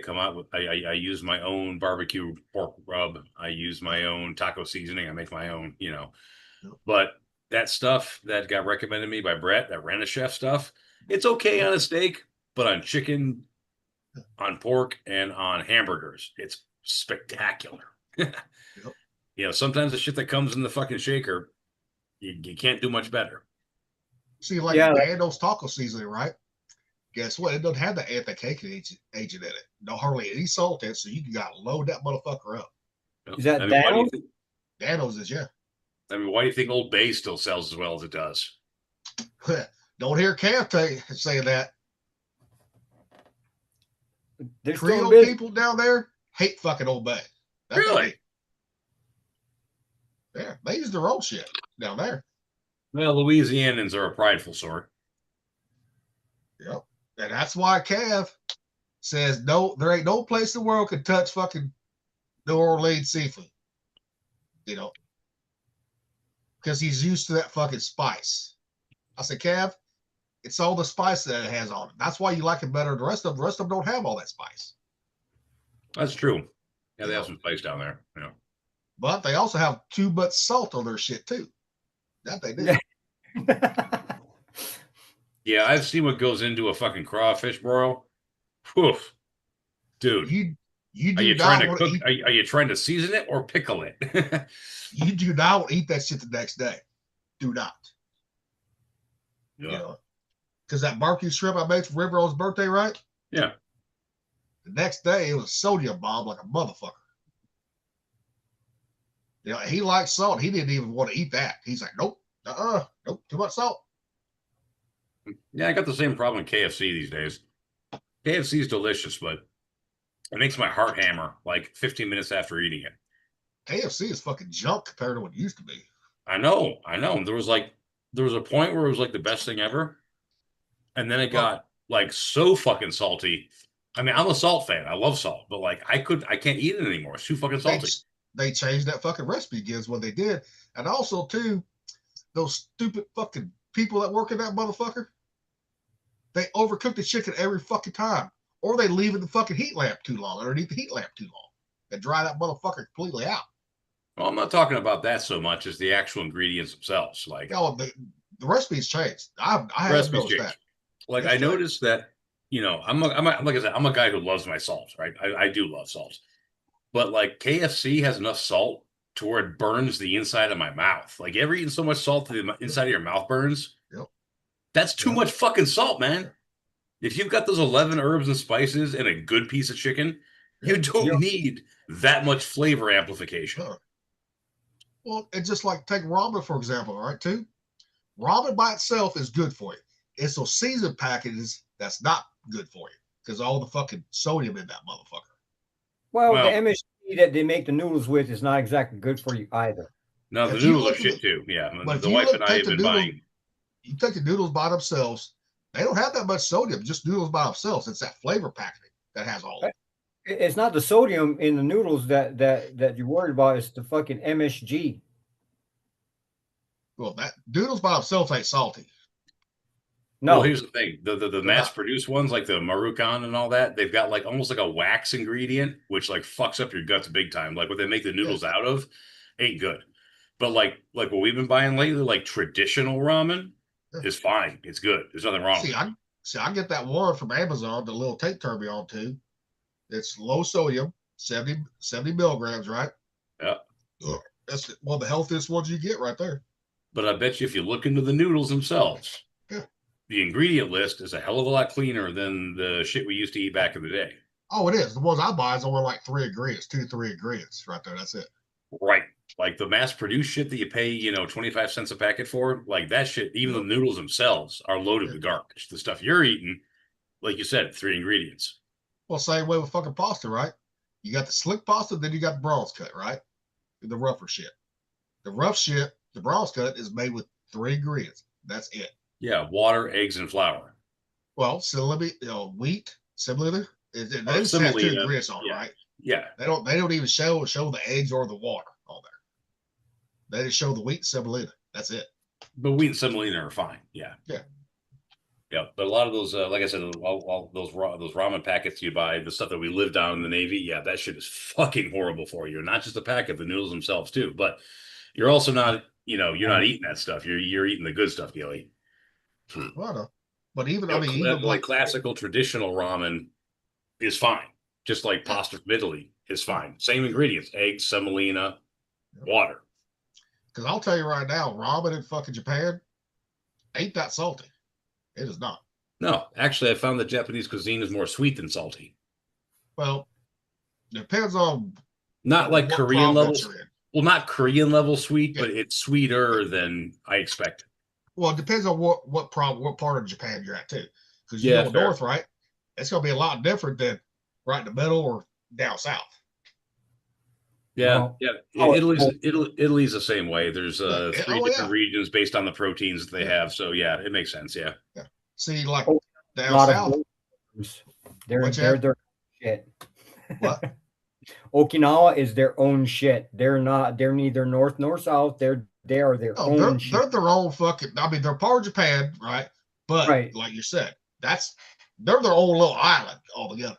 All right. No, I'd like you two to tell me about it because I never went to Okinawa. I've never had Okinawan food. I want to I've hear got a from lot- you two. How is the food there? Like what's different? The food was good. Like what do Well, they they- tend to focus on? Like what do they like? Like protein, spices, like Well, yeah, proteins. what's You their got the thing? spice, the seasons, right? Okay. But also too, I noticed there when I was there, Mhm. they ate more rice than where Yokosuka was at, right? Okay. Yokosuka was more noodle based on that shit versus Oh, so their starch is different. They like more. yes. They're Yes. more rice than noodle. Okay, Yes. interesting. There's I some mean, other. the flavor profiles are different, and I'll tell you, the people themselves, right? Some of them are nice, but they're a lot more friendly than what people on mainland Japan was. Well, I don't care about that. I'm just interested in the food. Well, I don't know what it is that they eat, but those Yeah. motherfuckers are furry. They what? Like fucking bushy eyebrows, the whole nine. They're really hairy. Really? Asians are No. hairy. Yeah. Okinawa. But they But also eat a there's lot certain more people in Japan, right? Okinawans. I've never heard of hairy Asians before. That's Mhm. interesting. You've been to Okinawa There's another people that live in Japan, but they're dark skinned. Like Yeah. they're dark and they don't look Japanese. Yeah. I forgot who they're called though. It's not the Uyghurs, is it? That's in. No, I mean, No, the they Uyghurs are They say Chinese. that these guys are related to Esau. Hmm. Esau from the Bible, the Edomites. It's crazy, but Do we know about if those I could guys? find it, huh? And we know about those guys. and Yeah. Okinawans, and they eat a lot of seafood too because they're a fishing fucking village, or used to be. Yeah, they're an Fishing island. That makes sense. Yeah. Yeah. So they eat a lot of rice and fish. Fish that they do eat steak and all that. No. Okay. Interesting. yeah, seaweed's a big part of their diet too. Awesome. That tracks. Yeah. Okay. Yeah, Now I'll I have tell a you. question. So What? in Okinawa, do they, in Germany you've got sauerkraut, in Korea you've got kimchi. Do they have anything in particular that they ferment? Not that I saw. I'm Okay. sure they do. Not that I saw, so I can't Okay. say on that one. See, this to me is very interesting. Like this is a Chad? whole Did you ever see Culinary- anything fermented over there? The only thing I can think of is other different wise is the Koreans do daikon. Yeah. That may have translated Yep. That's like a root vegetable, right? radish. Yep. Okay. Yep. So it's their version of a root vegetable. Yeah, I know what you're talking about. So the Okinawans really they eat mostly rice, fish, and seaweed. I mean, yeah, and they do eat some noodles too. That they do, but Sure. I mean, it I'm ain't sure like some. like Yeah. we're like you said, like street carts, right? You had a lot of noodles. That you did do. Okay. All right. You know. Which, See, I need people like you who have been places that I haven't to fill me in on this stuff because I well, miss Japan does eat a lot of rice too. If I'm saying Okinawa, they had more rice dishes when you go to a restaurant. What I Right, saw. okay. Interesting. You know. Yeah, unfortunately, my travels in the Navy never let me go to the Philippines. Never went to Okinawa. Never went to Japan. Well, the Philippines was closed at the time. Yeah, I heard Where Subic Bay got closed back in like the mid '90s or something. Yeah, see, like I Yeah. said, where I live amongst those ethnic groups. All right. The Filipinos, Yep. yeah, they're here. The Well, you Japanese, got everybody in Hawaii pretty much. That's Asian pretty much. yeah, all the Asians, they all come through here. Makes sense. Yeah. Because a lot of people forget that Japan had a big population of Japanese people in Hawaii.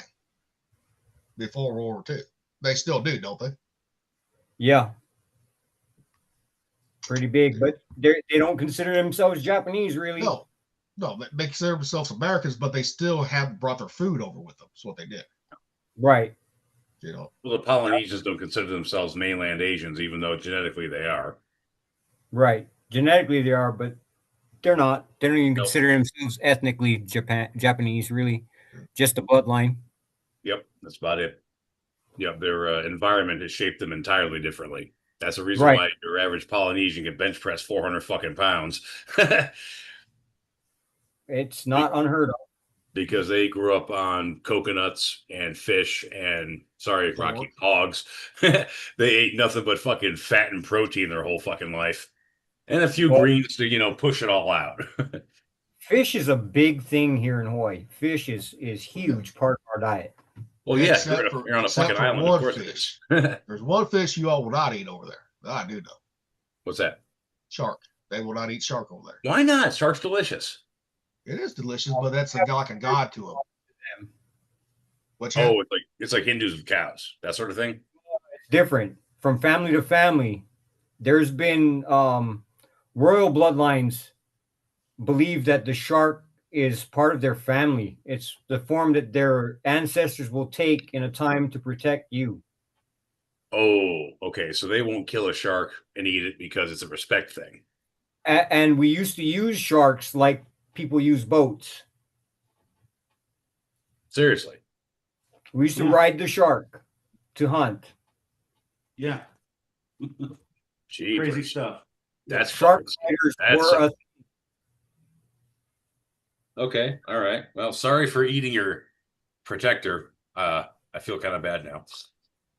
I mean, to each is his own. As long as there's one in the water when I'm in there, we're good. I'll eat some shark. I do like shark, especially on pizza. That is good. No, I never have it on pizza, but yeah, seriously, I did not. I honestly, I did not know that sharks were revered in that way. That's interesting.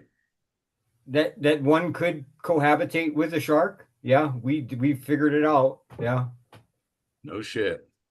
Well, as long as you feed them, like a dog. As long as you feed them, they know you're looking out for them. Well, you don't want to swim with them around the Marshall Islands, all those fucking atomic tests in Marshall Islands. It made those motherfuckers fucking more fucking aggressive. Yeah, they still have a grudge against that whole Operation Plum Bob thing. I'm saying, no, I watched Expedition Unknown not too long ago. Yeah. They were trying to see if the radiation actually mutated them, right? Did it? Some of them, right? And it did. One of them, they found one that it did have different mutation, right? But a lot of them were a lot more aggressive, too, than before. Oh, shit. Wow. You know what? This is absolutely fucking fascinating. Back in a second. And the people from the Marshall Islands, they see sharks like Hawaiians do. So, I mean, we found a way to use them. Yeah.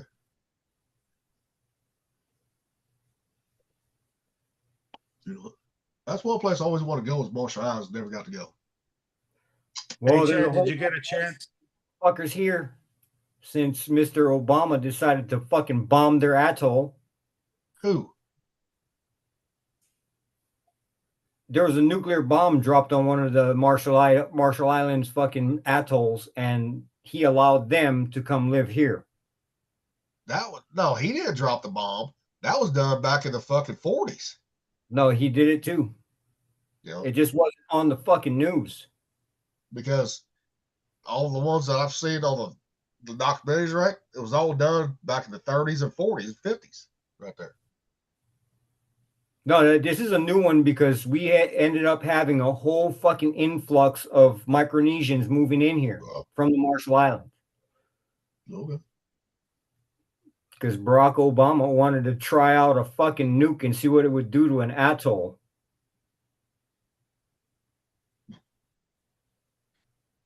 Yeah. Kind of fucked up. Well, he should have sent them to fucking New Zealand or Australia because they're more in line to what Hawaii is. I mean, they shouldn't have sent him here, but because of him, he can't send them to foreign countries. You got to take them into his own. What an asshole.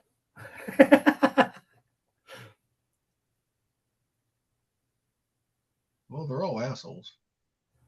Yeah. Even Trump's an asshole too. It all depends on which side of the line you're standing on. Yeah, whichever line he's crossing. He's just following what the Constitution tells him to do. Yeah, but he takes some more liberties than what he's supposed to sometimes. So I can't disagree with you. that he does, and that's what he gets fucking. Like the whole fucking bump stock bullshit, that whole fiasco. Yeah, he took too much. He went over the line. You know, we should have swatted him in the nose and rubbed his nose in it one time before we fucking let him go. Yeah. It's like a dog when he pisses in your house. You rub his nose in that motherfucker, make sure he knows what the fuck he did wrong. Yeah. Kick him in the ass right afterwards. That's what we should have done. Yep. But we should have done that to every single one of those motherfuckers that occupied that office. Yep. We allow these things to happen to us. Yeah. That's why they need to bring back tarred feather and all the fucking steps. Well, I think we're at a point where we just need to have a squad go in and just fucking level everybody in that motherfucker and start from fucking scratch all over again. Yeah, but then you're going to have to do that to the new Democratic Party now, too. No, the new Democratic Party shouldn't exist by law. It shouldn't exist. I know, because they're fucking socialists or communists. They're violating law from the 1950s. That law is still in the books right there. 1954, and they put it in there, and they weren't playing. And yeah, we need it now. And a lot of people don't realize this is where Trump, okay, deport the illegals, right? Okay, he's doing that, but he can actually deport communists too. That he can do. That's part of that law, and they can lose their citizenship right there on the spot if they support that shit. A whole bunch of those motherfuckers should be nation non grata. Like they have no home nation because they got kicked out of their hometown. Yeah, a lot of those motherfuckers need to be in that category. Yeah. These folks that were born American citizens, but they're doing communist shit. They need to fucking go. Yeah. Well, what we need is the American version of Australia. Well, penal colony. We need a penal colony where we can just drop them off and say, best of luck to you. Well, we got the territories. There's islands out there in the Pacific that we have. Yeah, but the problem is there's decent people living in American Samoa. No, there's some islands that aren't having. There's no one on there. None. They're not very big, but it's a whole lot cheaper just to send them to Gitmo and fucking deal with them that way as enemy combatants and call it a fucking day. Or, hear me out, send their asses over there to the Middle East. There you go. Drop them off in Yemen? Yeah. Especially the fucking gays. Oh, geez.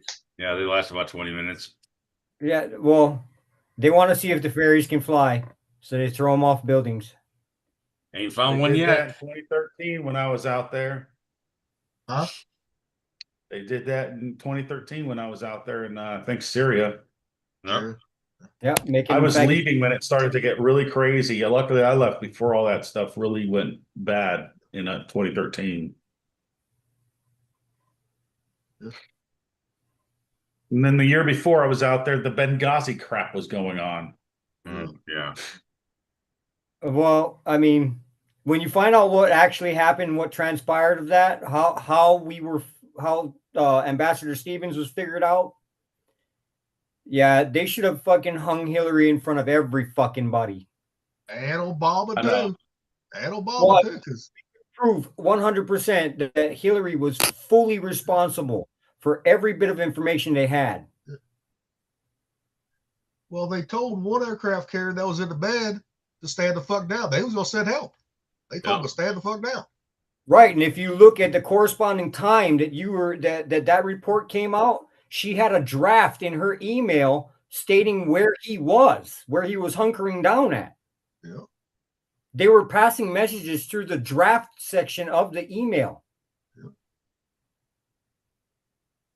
So the only way they could find out what was actually being done was through keystroke forensics.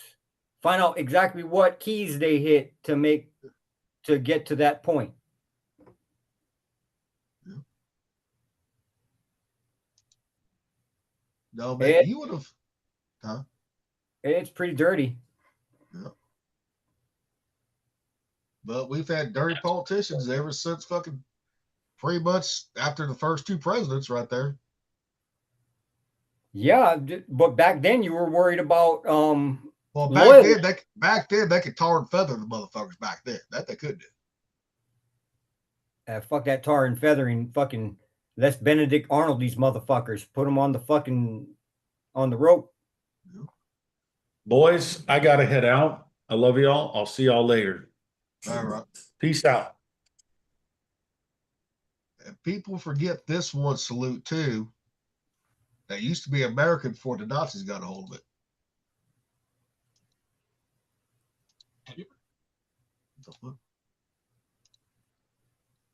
Oh, you motherfucker.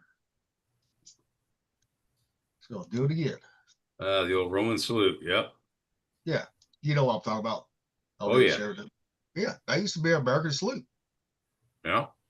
Well, it used to be the Roman salute. Yeah. Well, shit. When you really break it down and you go look at what Hitler was really fucking about, we were on the wrong side of that fucking war. That's what got Patton killed right there. Right. Yeah. Because he said that in a goddamn fucking news person. And they printed that shit. Right, because the reason why we went in there was because all the fucking central banks got kicked the fuck out of Germany. Yep. That is true. And they went from a gold-backed, a presumably gold-backed currency to a labor-backed currency. Yep. Which means the big banks couldn't control their currency because it was backed by literal physical German labor. Yeah. Well, when Hitler decided, no, these guys are fucking corrupt, let's kick them the fuck out. He didn't go to the press and explain himself. They did all the explaining in his stead, and it made him look really bad. Yeah, and the thing is, here's the funny thing: people miss this part too. He only got rid of the corrupt bankers that were making hay on post-war Germany, right? He got rid of the corruption. He got rid of the usurers. He got rid of the people that were benefiting from the Treaty of Versailles. They all just happened to be of a certain ethnicity. It wasn't the ethnicity that he was banning. He was banning the actions and the policies. They just so happened to fall under a certain umbrella. Also, what's not really well known is one of Hitler's pen pals was an 11-year-old girl who loved him, and he would exchange letters with her back and forth. A little Jewish girl. Yeah, a little Jewish girl was one of Hitler's pen pals. Well, Hitler was part Jew. He was part Jew too. So that whole narrative about Hitler just gets blown wide open when you look at the details and you look at how he got things done and what he did in his life, and you're like, let's see, he allied himself with a bunch of Asians, and he gave an American black Olympian a gift and a handshake. Like, worst racist ever. Well, first time he met Jesse Owens, he did not shake his hand until later on. Well, he shook his hand when he won. No, that was after he won. Yeah, when he won. I'm saying beforehand, he would not shake his hand. He wanted to meet him, but he said, nope, ain't doing it. But then he did because it looked bad on him. But you got to respect it, though. You got to respect it. He gave him a gift. He shook his hand. He said, good job, well done. And when Jesse Owens got back to the States, he never even got so much as a telegram from Roosevelt. Nothing. Zero. Hitler treated Jesse Owens better than the American president did. Well, back then, the blacks were considered second-rate citizens back then. Oh, absolutely. There's no doubt about that. Just the same. They don't make a big deal out of Hitler, the most racist motherfucker to ever walk the fucking planet, treating a black man this way. Yeah. It doesn't matter if he was eating crow or not. The fact is, he did it in front of the cameras. Yeah. Right. A So tru- it's a truly committed racist wouldn't do that. no. They fooled us all. The media fooled us all because the media is still owned by that same select group of people. The Jews. Oh, what group Yeah. is that? I'm not following you there, Chad. You know, Yeah. those ones that had our savior fucking nailed to a stake. Yeah, those guys. Well, I don't care. You I don't mean care. the Spanish? You're talking about the Spanish, right? Oshkins. You know the Oshkins? The Australians? What? Well, I don't give a shit what people say. You know, all the Jews throughout history, right? They've been kicked out of every single place, even fucking Egypt, too. Yeah. So they are not. I don't care if people call them chosen one or not. Chosen people, right? No, they've been kicked out of places too. You know, because of all the move this guy's to there and move that guy's to there. it all was that all about thing money with them. It's all all about of money. that. You know, this chosen one thing, you're not going to be able to figure it out unless you know the fucking bloodlines.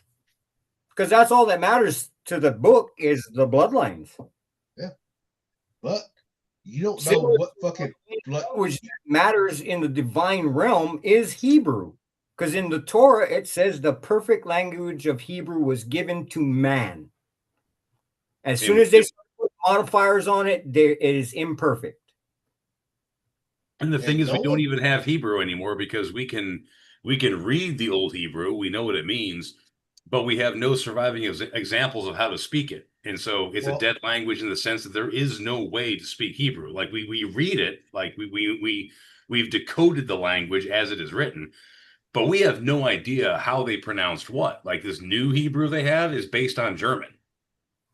Well, the new Hebrew is based on a whole bunch of these modifiers that pervert the statement that was made. That's why I've always said the translations that they found, like Dead Sea Scrolls, right? I asked the guy, right? That was around the exhibit. I said, how sure are you these translations correct? He said, we're not 100% right sure that they're 100% correct. I said, that's all I need to know right there. Well, here's the thing, though. They are correct because we can decode the information based on the writing. We know what the words are. We know what the information is. The only thing we don't know is how they spoke it because nobody has spoken it in so long. We don't actually know what words came out of their mouth, like what the syllable sounded like. But certain words too, if it's not spoken correctly, you know how it's pronounced. Yeah, you can lose some translation in that too.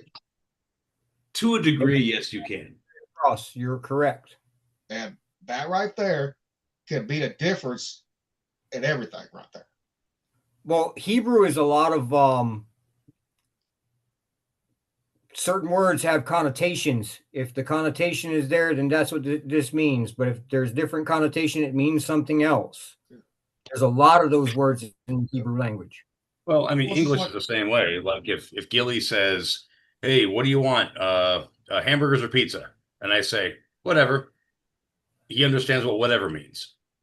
If Gilly says, hey, Mick, you're a piece of shit and I hate you, I say, whatever. Same word. Two completely different meanings, two completely different understandings. Right, and that's probably happened more than 100 dozen times. Every language has it. Every language has their slang, their vernacular, their implied meanings. There's no way to completely understand a language unless you are in the culture that is currently speaking it.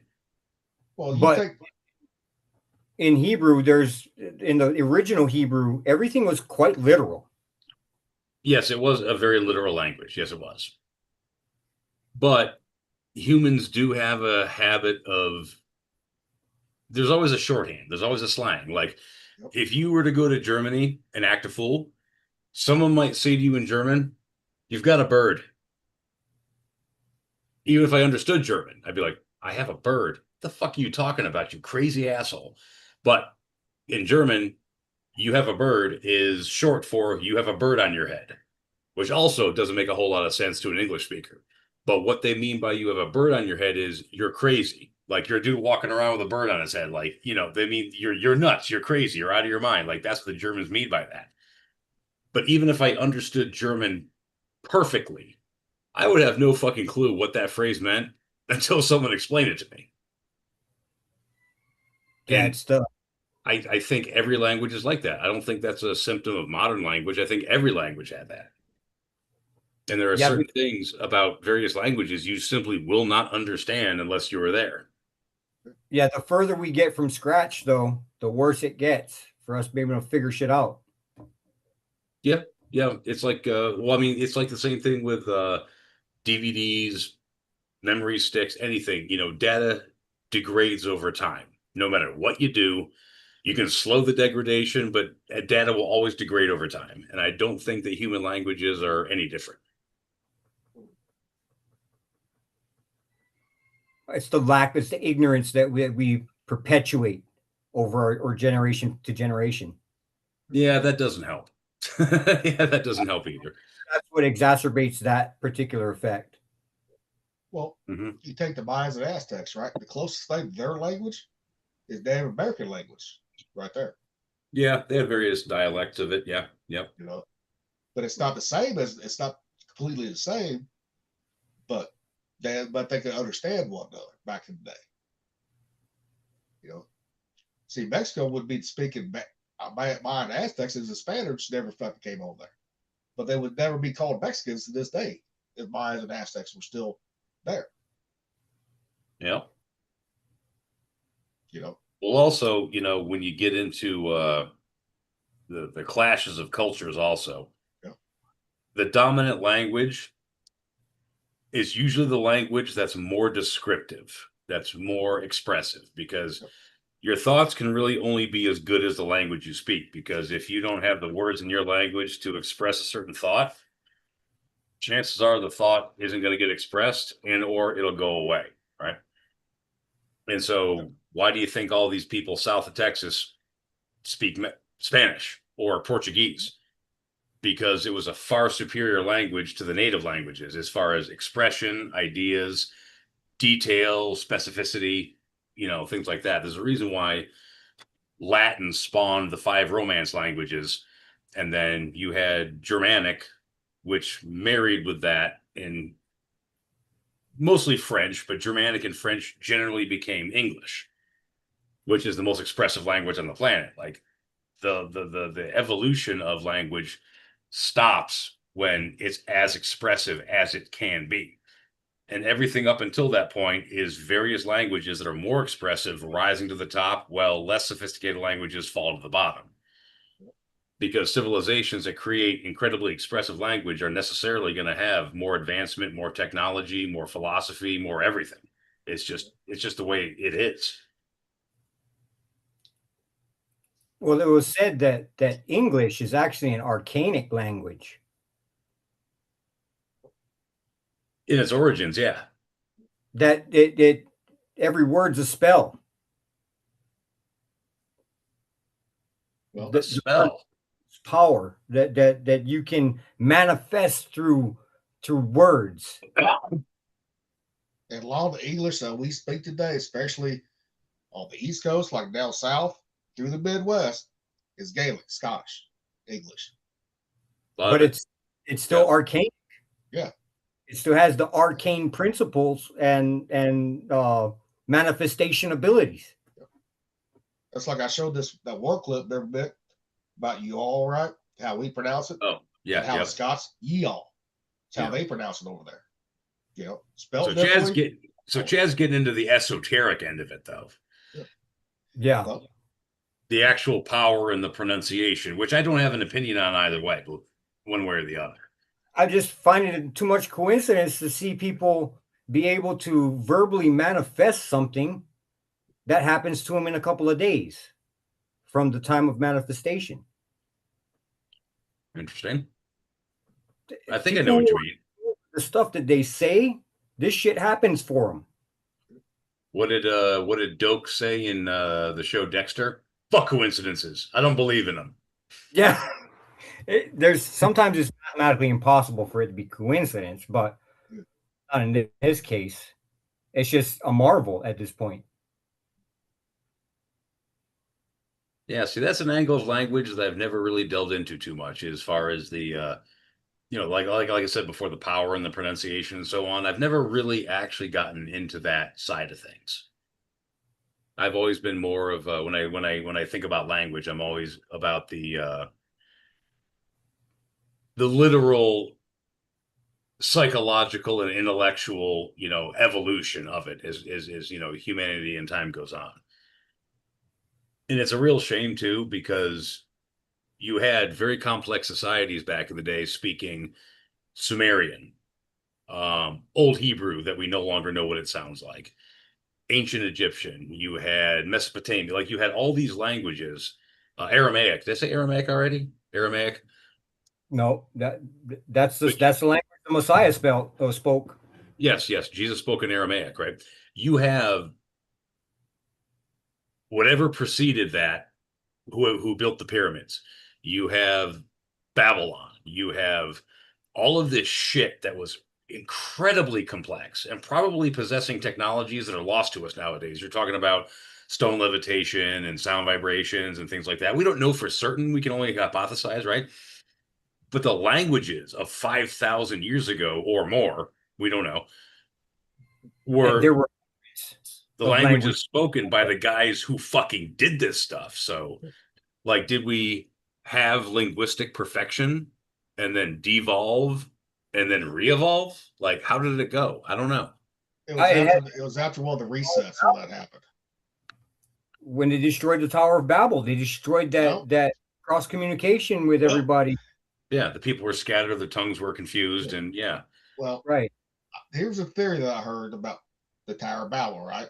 Or a volcano that they found, or they think they know, was alive back then, too. That erupted. Because I was under the impression that it was under Nimrod that the Tower of Babel was even built to go and combat the Elohim. But I don't think it was to combat him. I think it was to reach him. Wasn't it just a tower to reach him? It was to defeat him. Was it? Yeah, he was arrogant to that level. Oh, I know he was arrogant to the level he thought he could build a tower to, ascend to heaven. Yeah, that was quite the bit of hubris on his part. And the same way with Sodom and Gomorrah too, right? Where they think they don't know where it's at completely, but the spot they think they know where it's at. There was back then. There was no volcanoes too that were live back then too. Well, they found the remnants of burning sulfur at the site of Sodom and Gomorrah, like recently. Like that's volcanic. It was destroyed by burning sulfur from the sky. Yeah, but there's what I'm saying is their interpretation of it, right, would have been from the gods, not from the ground. Everything's shooting up, right? Well, I mean, when a divine being comes to this plane, don't you think he'd be able to manipulate all the material things of this plane? One would certainly think so, yes. I would assume that. Yeah, well, that's a pretty fair assumption. Yeah, he kind of created everything. That whole creation detail. Yeah, it's an important one. Just his angels, his archangels, when he sent them down to deal with this shit. Because that's who he sent. He didn't fucking come down himself. He sent them. Yes, he did. They didn't come down with they came down with swords. But you got to look at all sides too. Anything that was destroyed by fire, guess what? Did it come from volcanic or what? Well, was there fucking asteroids, right? Coming down. Just because sulfuric activity or the presence of sulfur doesn't necessarily lock you into volcanic activity, because demons were known to produce sulfur when they're amongst man. Like breathing in sulfur. Sorry, good Slipknot song. Oh, he's back. Hello. We're talking about the sulfur of Sodom and Gomorrah and ancient languages and technologies that are lost to us nowadays. The conversation has gotten very interesting since you left. Yeah, I didn't have to do what I needed to do. I thought I needed to do, so I'm back. So what did you guys say? Very broadly, we're talking about the origins of various languages and the evolution of language. The more expressive ones supplant the less expressive ones. But the fact that, ancient, Sumerian, Aramaic, ancient Hebrew, Egyptian, all these languages were spoken by the people that created the ancient world, which was astronomically complex in a lot of ways that we still don't understand to this day. So we're talking about the possibility of perfect language, and then the de-evolution of language and the re-evolution of language. And then Chad brought up the Tower of Babel, how perhaps then we had the perfect language and then it was scattered and some people got their shit together linguistically more than others. That's about the broad strokes, right? Yeah. Yeah, I mean, well, they had one world language at that time. So I don't know what language it was. Some people think it was Hebrew, like Christopher Columbus. I think he thought it was Hebrew. Right. But we don't know. We don't know for sure. Right. And the language could have been something completely different than anything else when the Tower of Babel happens. You know what I mean? That's why people need to look at it and say, hey, now we don't know for sure, but they don't ever say that. No, I know. I'll tell you right now, we don't know for sure. I know, but I'm saying like the experts, so-called experts, they think they know what I'm saying. No, they don't know. Fuck the experts. They don't know shit. The so-called experts, they like to time everything off of Egypt. And Egypt's been all wrong on the timeline too. Oh, yeah, horrifically wrong. Yeah. Yes, because like the way, like even like I think they found out who Moses actually was in the Egyptian hieroglyphics. But that's why they don't allow people to dig in Egypt, because they don't want people finding, like if there is a library, right? But they say there's there right underneath like Sphinx or like a labyrinth, right? Yeah. They don't want that shit found because it would rewrite the world's history if they ever find that. If it's true. Yeah, it would rewrite the world's history. And I bet you most of the stuff that we were told about all the ancient civilizations, like, Samaria, which is also Shinar. Yep, Mesopotamia, Egypt. Mesopotamia, Macedonia. What did they call Mesoamerica also? Don't forget Mesoamerica, the ancient America, right? That was some people consider that the old world. Yep. Yes. So I mean, there's all of that too. So it's like I'm willing to say, look, I don't know, but when the languages all originated, whatever language it was, there's a hint of it in the family tree of all the languages. Okay. Just because of their hit, right, doesn't mean that's how it was spoken. Okay. It can evolve. Yeah. I mean, but I sent you a video on it. I think I sent a video on it, and it was really interesting because it was like the guy was talking about Zeus and Jupiter, and the original father god, which would have been like Yahuwah, was called Jupiter or something like that. It was something weird, and it was both Roman and Greek at the same time, which. It trips me out, but the language has changed. That's Zeus and Jupiter. Yeah. And those gods, if you look at how those gods act, they are the same guy. Because you take like Italian, right? Yeah, Saturn and Chronos, same thing. They're different, but similar too. That they are. Yeah, so like there's a little bit of hint, and I don't know if it's like transliteration. I'm still getting you guys know about like transliteration? Well, I heard the excuse they try and give with transliteration, but they all seem to fall short of the fact that when you transliterate something, you preserve the sound that it originally made. Yes.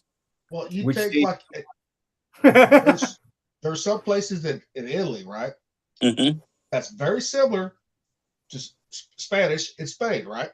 Same way in Mexico too. Spanish in Spain is a lot different than what it is in Mexico. Too. Well, Spain brought Spanish to Mexico. Yes, but I'm saying over time it evolved.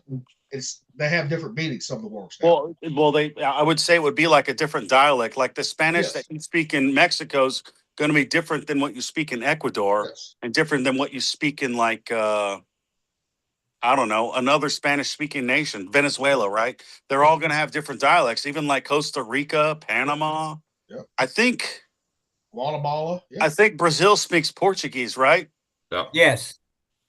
And then Argentina, they speak Spanish or Portuguese?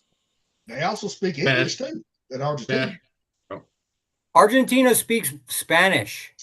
Well, and also English too because of the fucking Nazis too. Yeah, well, yeah, there's that too. I mean, Leo is my adopted name, right? yeah. My original last name is Cabral. Pedro Cabral conquered Brazil, which is my ancestor. He conquered Brazil through trade. He was bringing them shit that they couldn't otherwise get, and the only way they could get it from him is if they spoke Portuguese as well. No shit. That's my ancestor, so that's where I know that this is fact. So you got Portugal blood. You got Portuguese blood in you. Yeah, he takes after the Portuguese side on his side. I remember, boys. I started writing a book in 2006 or 7, but my computer crashed, and it was going to be called Of One Blood, and it was going to be about the Tower of Babel and how to end racism once and for all. Racism, when everyone is everything. And like, you know, I lost it, man. I had like 4 pages written and my computer crashed. I was so mad, and I couldn't save it. I have the hard drive still, right? But I don't know if I can even recover it because I've had it. Take it. All right, you got a computer store out there? I do. Or a computer repair shop? I do. Take it to them. Well, as long as the hard drive has not been corrupted, right, has not been damaged, they can pull shit off the hard drive. That they can do. Dude, it'll be from like 2007 or 2009. Well, it doesn't matter. They should still be able to get something off there, Rocky, if they know what the hell they're doing. Because I got that computer in 05 to go to MPI in, what's that place? Fort Lost in the Woods. I went to military police investigator there, and I had to do this course from the Army AKO thing, and I had to do it through them. So I had to get a computer, and I had a laptop ever since. Well, it's kind of funny, right? They're sending you to an Army base, right? As a fucking MA. They got MA schools there in Chicago. Yeah, but what I found out being in the MA rate for so long is the Army does it the right way. Okay. They have field manuals and Army regulations, right? And you know how, like, if you go to a ship here and you go to another ship here, the SOPs are different. Yeah. The Army does everything the same way everywhere. Right. I mean, I just thought that was weird that because I know Navy guys, right, get stationed at Fort Lost Woods, right? Same way the Jarheads do too. I'm like, what the fuck? You know, we got schools in our fucking services for shit like that. Yeah, but like there are some schools that they have it down packed. Like if you were going to go to a special reaction team or special response team, which is like a SWAT team, you would go to one of those things, or you would be taught by like LA County SWAT or even the Navy SEALs. But the Navy SEALs, they do it a way more aggressive way than the police do, right? Well, the SEALs train with everybody too. That they do. Well, like when I did the SRT in SEAL Beach, it was the SEALs that trained us. And then we went and did stuff with the sheriffs, I think Orange County Sheriff and LA County Sheriff. Yeah. You know, and I got to shoot like grenade launchers and all that stuff in San Gabriel, that range out in San Gabriel where they have that mountain that supposedly it's haunted, that you put your car in neutral and there's these little handprints that push your car up the hill. Yeah. I've read about that. I don't know if it's true or not. I would like to find out one day. Dude, it's I don't know. It's weird. The ghost of Sisyphus, right? I don't know what it is, dude. It's like little kids.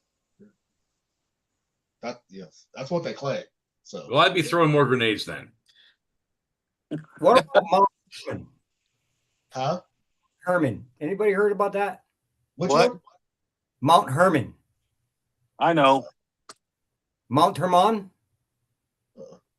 It's supposedly more active today than it has been in our lifetimes. Yeah, it's because the UN's there and they got a breeding program of Nephilim, dude. Something's happening. Yeah, well, it's at the 33rd parallel. So, like, if you look at where Roswell is and you go across the world, it's at the same parallel, the 33-degree thing or whatever it is. The whole tie in with a Freemasonry, right? Yeah, but it all has to do with, 666 and all that crap, too. Right, because... And the 33 means 1/3 of the angels. Like, some of that shit is so obvious Yeah, that's where the 200 landed. Was right there in Mount Hermon. Yeah, Shemyaza, and then everyone said, "Yeah, we'll do it with you. We know the consequences," and they still did it. And then that's where they taught women how to make makeup, do deception, how to do abortions, how to do drugs, how to do psychedelics, how to make weapons to kill people with, and all kinds of stuff. Right, all the evils of the world were taught by them, the Watchers. And then all the blame went on Azazel. That's why in Leviticus they talk about Azazel in Leviticus. Like it's so strange. Like, the old ancients, they knew about this stuff. Like it was not a surprise. Like, have you read Jubilees? Not yet. Dude, you got to read Jubilees. It's called Little Genesis, right? And I think it's 50 chapters. And it talks about what happened after the flood. Like right after the flood, all the unclean spirits, the evil disembodied spirits of the Nephilim, they weren't eligible for resurrection because they were half angel, right? But they were also half human. So their flesh body died and they didn't get a new one. Well, they started harassing people and getting people to hurt each other. And all the descendants of Noah, the sons of Noah, were like, Noah, can you pray to the Most High? Can you pray to the Lord, right? El Shaddai. I think he knew him as Yahuwah. Pray to him to make these things stop. And so they pray to him. And he says, yes, I'll get rid of all of them. He was going to get rid of all of them, right? Well, Mastema came out. Mastema, I guess, is another name or another name for Satan, right? And apparently his name means hatred. And he said he went, and it was like he went to the courts of heaven and had like a petition saying, I need a certain number of demons or whatever to exercise my will on earth before you judge me. So God allowed 1/10 of the demons to stay on earth and beat the crap out of humanity. 9/10 went to hell. They didn't go to the same place that their fathers went, which is the bottomless pit or the abyss. I think that's another name for it, the abyss or the bottomless pit. And so, they talk about that story there. And then, have you read Jasher? No, not yet. I'm still waiting for my to come in. Jasher chapter 14 talks about how pharaohs became a thing in Egypt. They were not the original kings in Egypt. Egypt was Mitzrayim, right? That was one of the sons of Cush. Another son of Cush was actually Nimrod. The Nimrod, that guy, right? And some dude that was Shemitic went from like Mesopotamia, like Iraq or one of those places, came down and started not letting people bury their dead, and they paid him money for it, and somehow became Lord of the Dead. I don't know if that's what Pharaoh means, but he usurped the crown of Mitzrayim in Egypt, and he became the overall king of Egypt. And I think that's why they had a northern kingdom and a southern kingdom, right? They had an upper and lower, I think. And they had different dynasty names. I think that's what happened. And Jasher talks about it. There was a West Kingdom too. Yeah. So they don't really talk about it. But like when you read that stuff, that happened around the same time that Abraham was alive. So like when Abraham was born, Nimrod was 40 years old. And then Abraham, father? Nimrod's father. Nimrod's father was Cush, but Cush's father was Ham, the son of Noah. Well, it said that Cush stole the garment that Ham did. Wore. Yeah, Ham stole it. He gave it to Cush, and Cush gave it to Nimrod. And then that was the clothes that God made for Adam and Eve, or he gave to Adam, right? And that gave him power to dominate over all the animal life in the world, right? Because once he left the garden, because sin had entered the world, sin and death entered the world, he had to have power to protect himself, right? So that's what Nimrod wore, and that's what gave him the power to get everyone to build the Tower of Babel. So who was the king of the Western Kingdom? I don't know. They don't mention it. Because either way, I'm pretty sure he was in denial. Yeah. But no, I'm saying they've been trying to find that in the desert. where is that exact location. They can't Yeah. find it yet. Yeah. Well, a lot of what they're searching for is on the wrong damn continent because it's in the United States. Yeah, I don't know, man. Like I watched the Herman, video. I watched the and- video the other day, and it was from America is the true old world, and they said Jerusalem is Cusco. What the hell is Cusco? Cusco in is it Peru? It's don't know, the same Cusco that's in the Emperor's Last Groove, the Emperor's New Groove. I forget where that is. But it's in Central or South America. Cusco. What is Cusco? Cusco. And that like there's things in Cusco that match the biblical description of how Jerusalem had 3 different walls, and it also had like a huge tower. And they have all that stuff there. Because they're saying that Bethlehem actually exists in Utah. Yeah, Judah, right? Utah is actually Judah. Yeah, Right. dude, I'm still trying to wrap my head around that. We are And getting into the weeds here. Yeah, I'm keeping my mind open. I'm keeping my mind open, but it's like it's crazy to read this stuff. There's more pyramids inside the Grand Canyon than they have all through the Middle East. Well, there's more periods in America and South America than there are any other place in the world.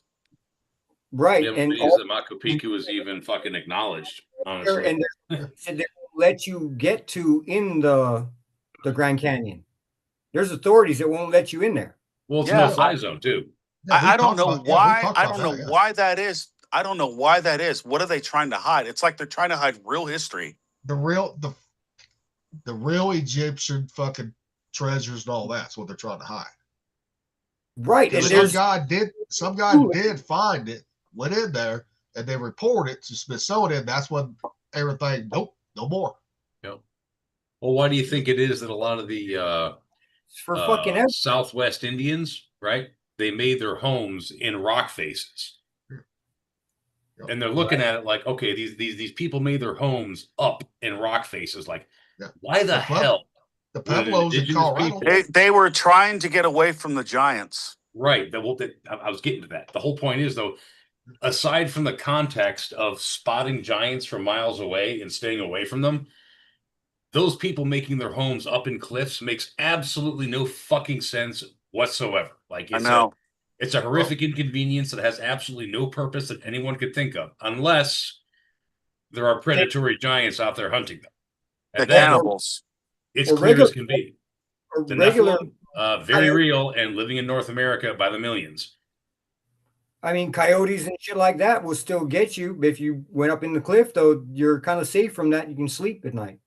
Well, yeah, but people, the Iroquois, the Algonquin, the Sioux, all of them lived among dangerous predators, and they never went to those lengths to find habitation. Like the Pueblos, they climbed, and with good reason.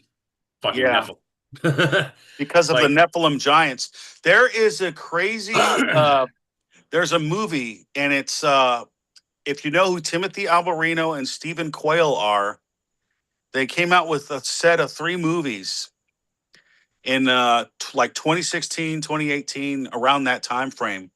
Sometimes they're on YouTube for free. I forgot the name, but if I find it, I'll send you guys the link. And it talks about, there's one where it talks about like what was his name? He just died recently. Tom Horn. Tom Horn knew a lot about this stuff with Stephen Quayle, and they went to like where the Pueblo Indians were, and they have all these paintings of the wall of like things coming out of portals that look like the aliens and all kinds of crap, and that these people met some deity that was a giant, like a reptile dragon that talked to them, and that reptile dragon started killing them and eating them.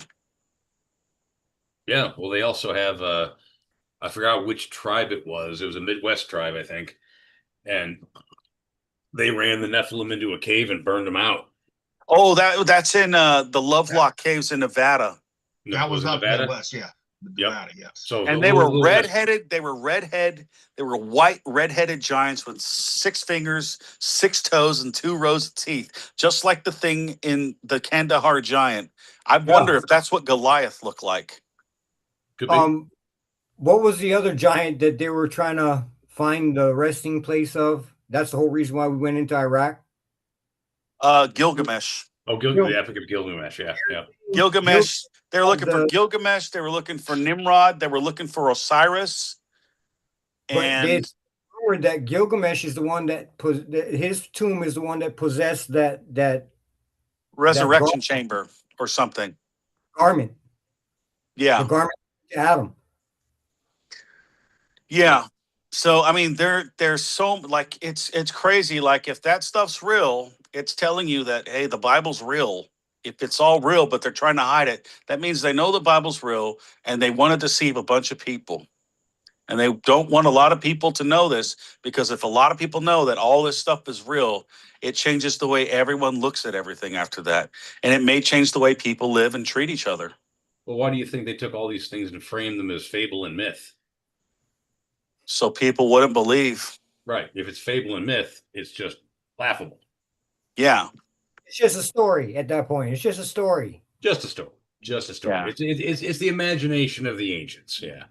They made up shit for no reason at all, just for the hell of it.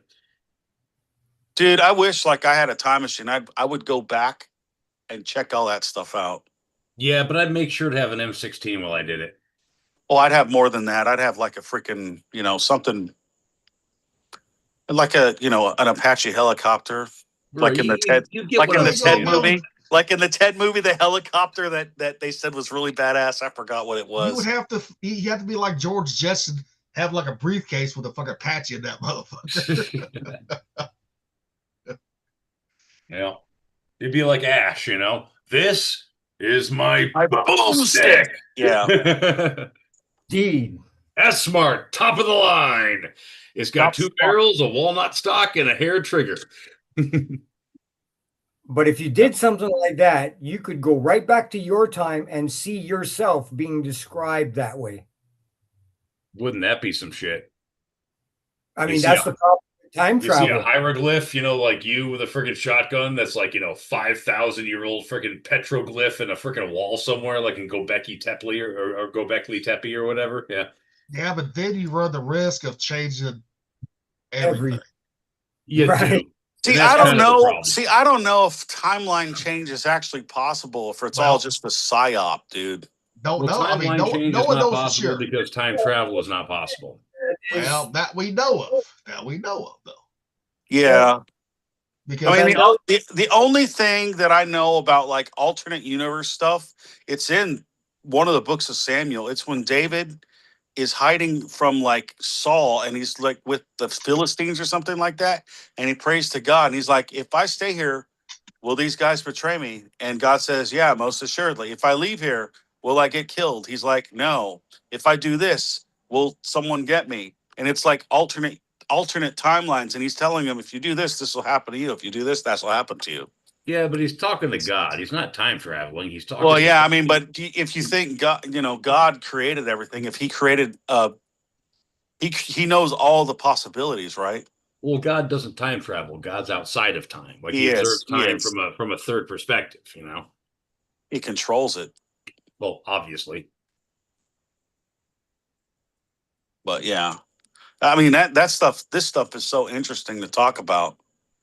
Because, I think this stuff that we're talking about is what they were really concerned about in the ancient times. Yeah. But, they had, I guarantee you, the ancients had a high technology, probably higher technology than we did. They had a better understanding of the world they lived in, the universe they lived in, what the shape of the earth was. And they were seeing things that we don't see today. Only few people see, like spirits and all the crazy crap that we see on AI. If that stuff was real, they saw it back then. Yeah. And they recorded it on walls, on tablets, and writings, I don't doubt the whole here today with all the ghost stories and spirits and malevolent spirits and whatnot. I don't doubt that stuff either. It's just I don't see it. Like I've seen a couple of things, but I don't have those eyes, those spiritual eyes or whatever, to see it like other people do. Right. I mean, anybody in tune to the religion will feel it. Oh yeah, like dude, if I go to Lenore out here, there's something evil there. If I go to Winston-Salem, there's some kind of dark entity above it that runs that city. It's just there's certain places where you feel the evil there. Like when you go to Washington, D.C., you feel How the about evil there. When you go to Guantanamo Bay, Cuba, you feel the evil there. You go to Japan, you feel some of the evil there, but you also feel like this is weird. It's just ancient weirdness, right? But like Gitmo Bay, dude, that place was wicked. I've Bahrain been had some kind of wickedness about it too. I've not felt anything in Guantanamo Bay, but that was before any kind of spiritual awakening on my part. Well, dude, I was there for 2.5 years, right? From '08 to 11. When I was out there, that's when they say Bin Laden got killed. And it was like something was over the camps where NEGB was, right? Where the guard battalion was and the army was working with all the detainees. There was something there that was causing everyone to become like an alcoholic, sexual assault, and all that other disgusting crap was going on there. It was just nonstop rampant stuff, dude. I mean, And I then never had that type of experience while I was there, and I was there yeah, like 4 times.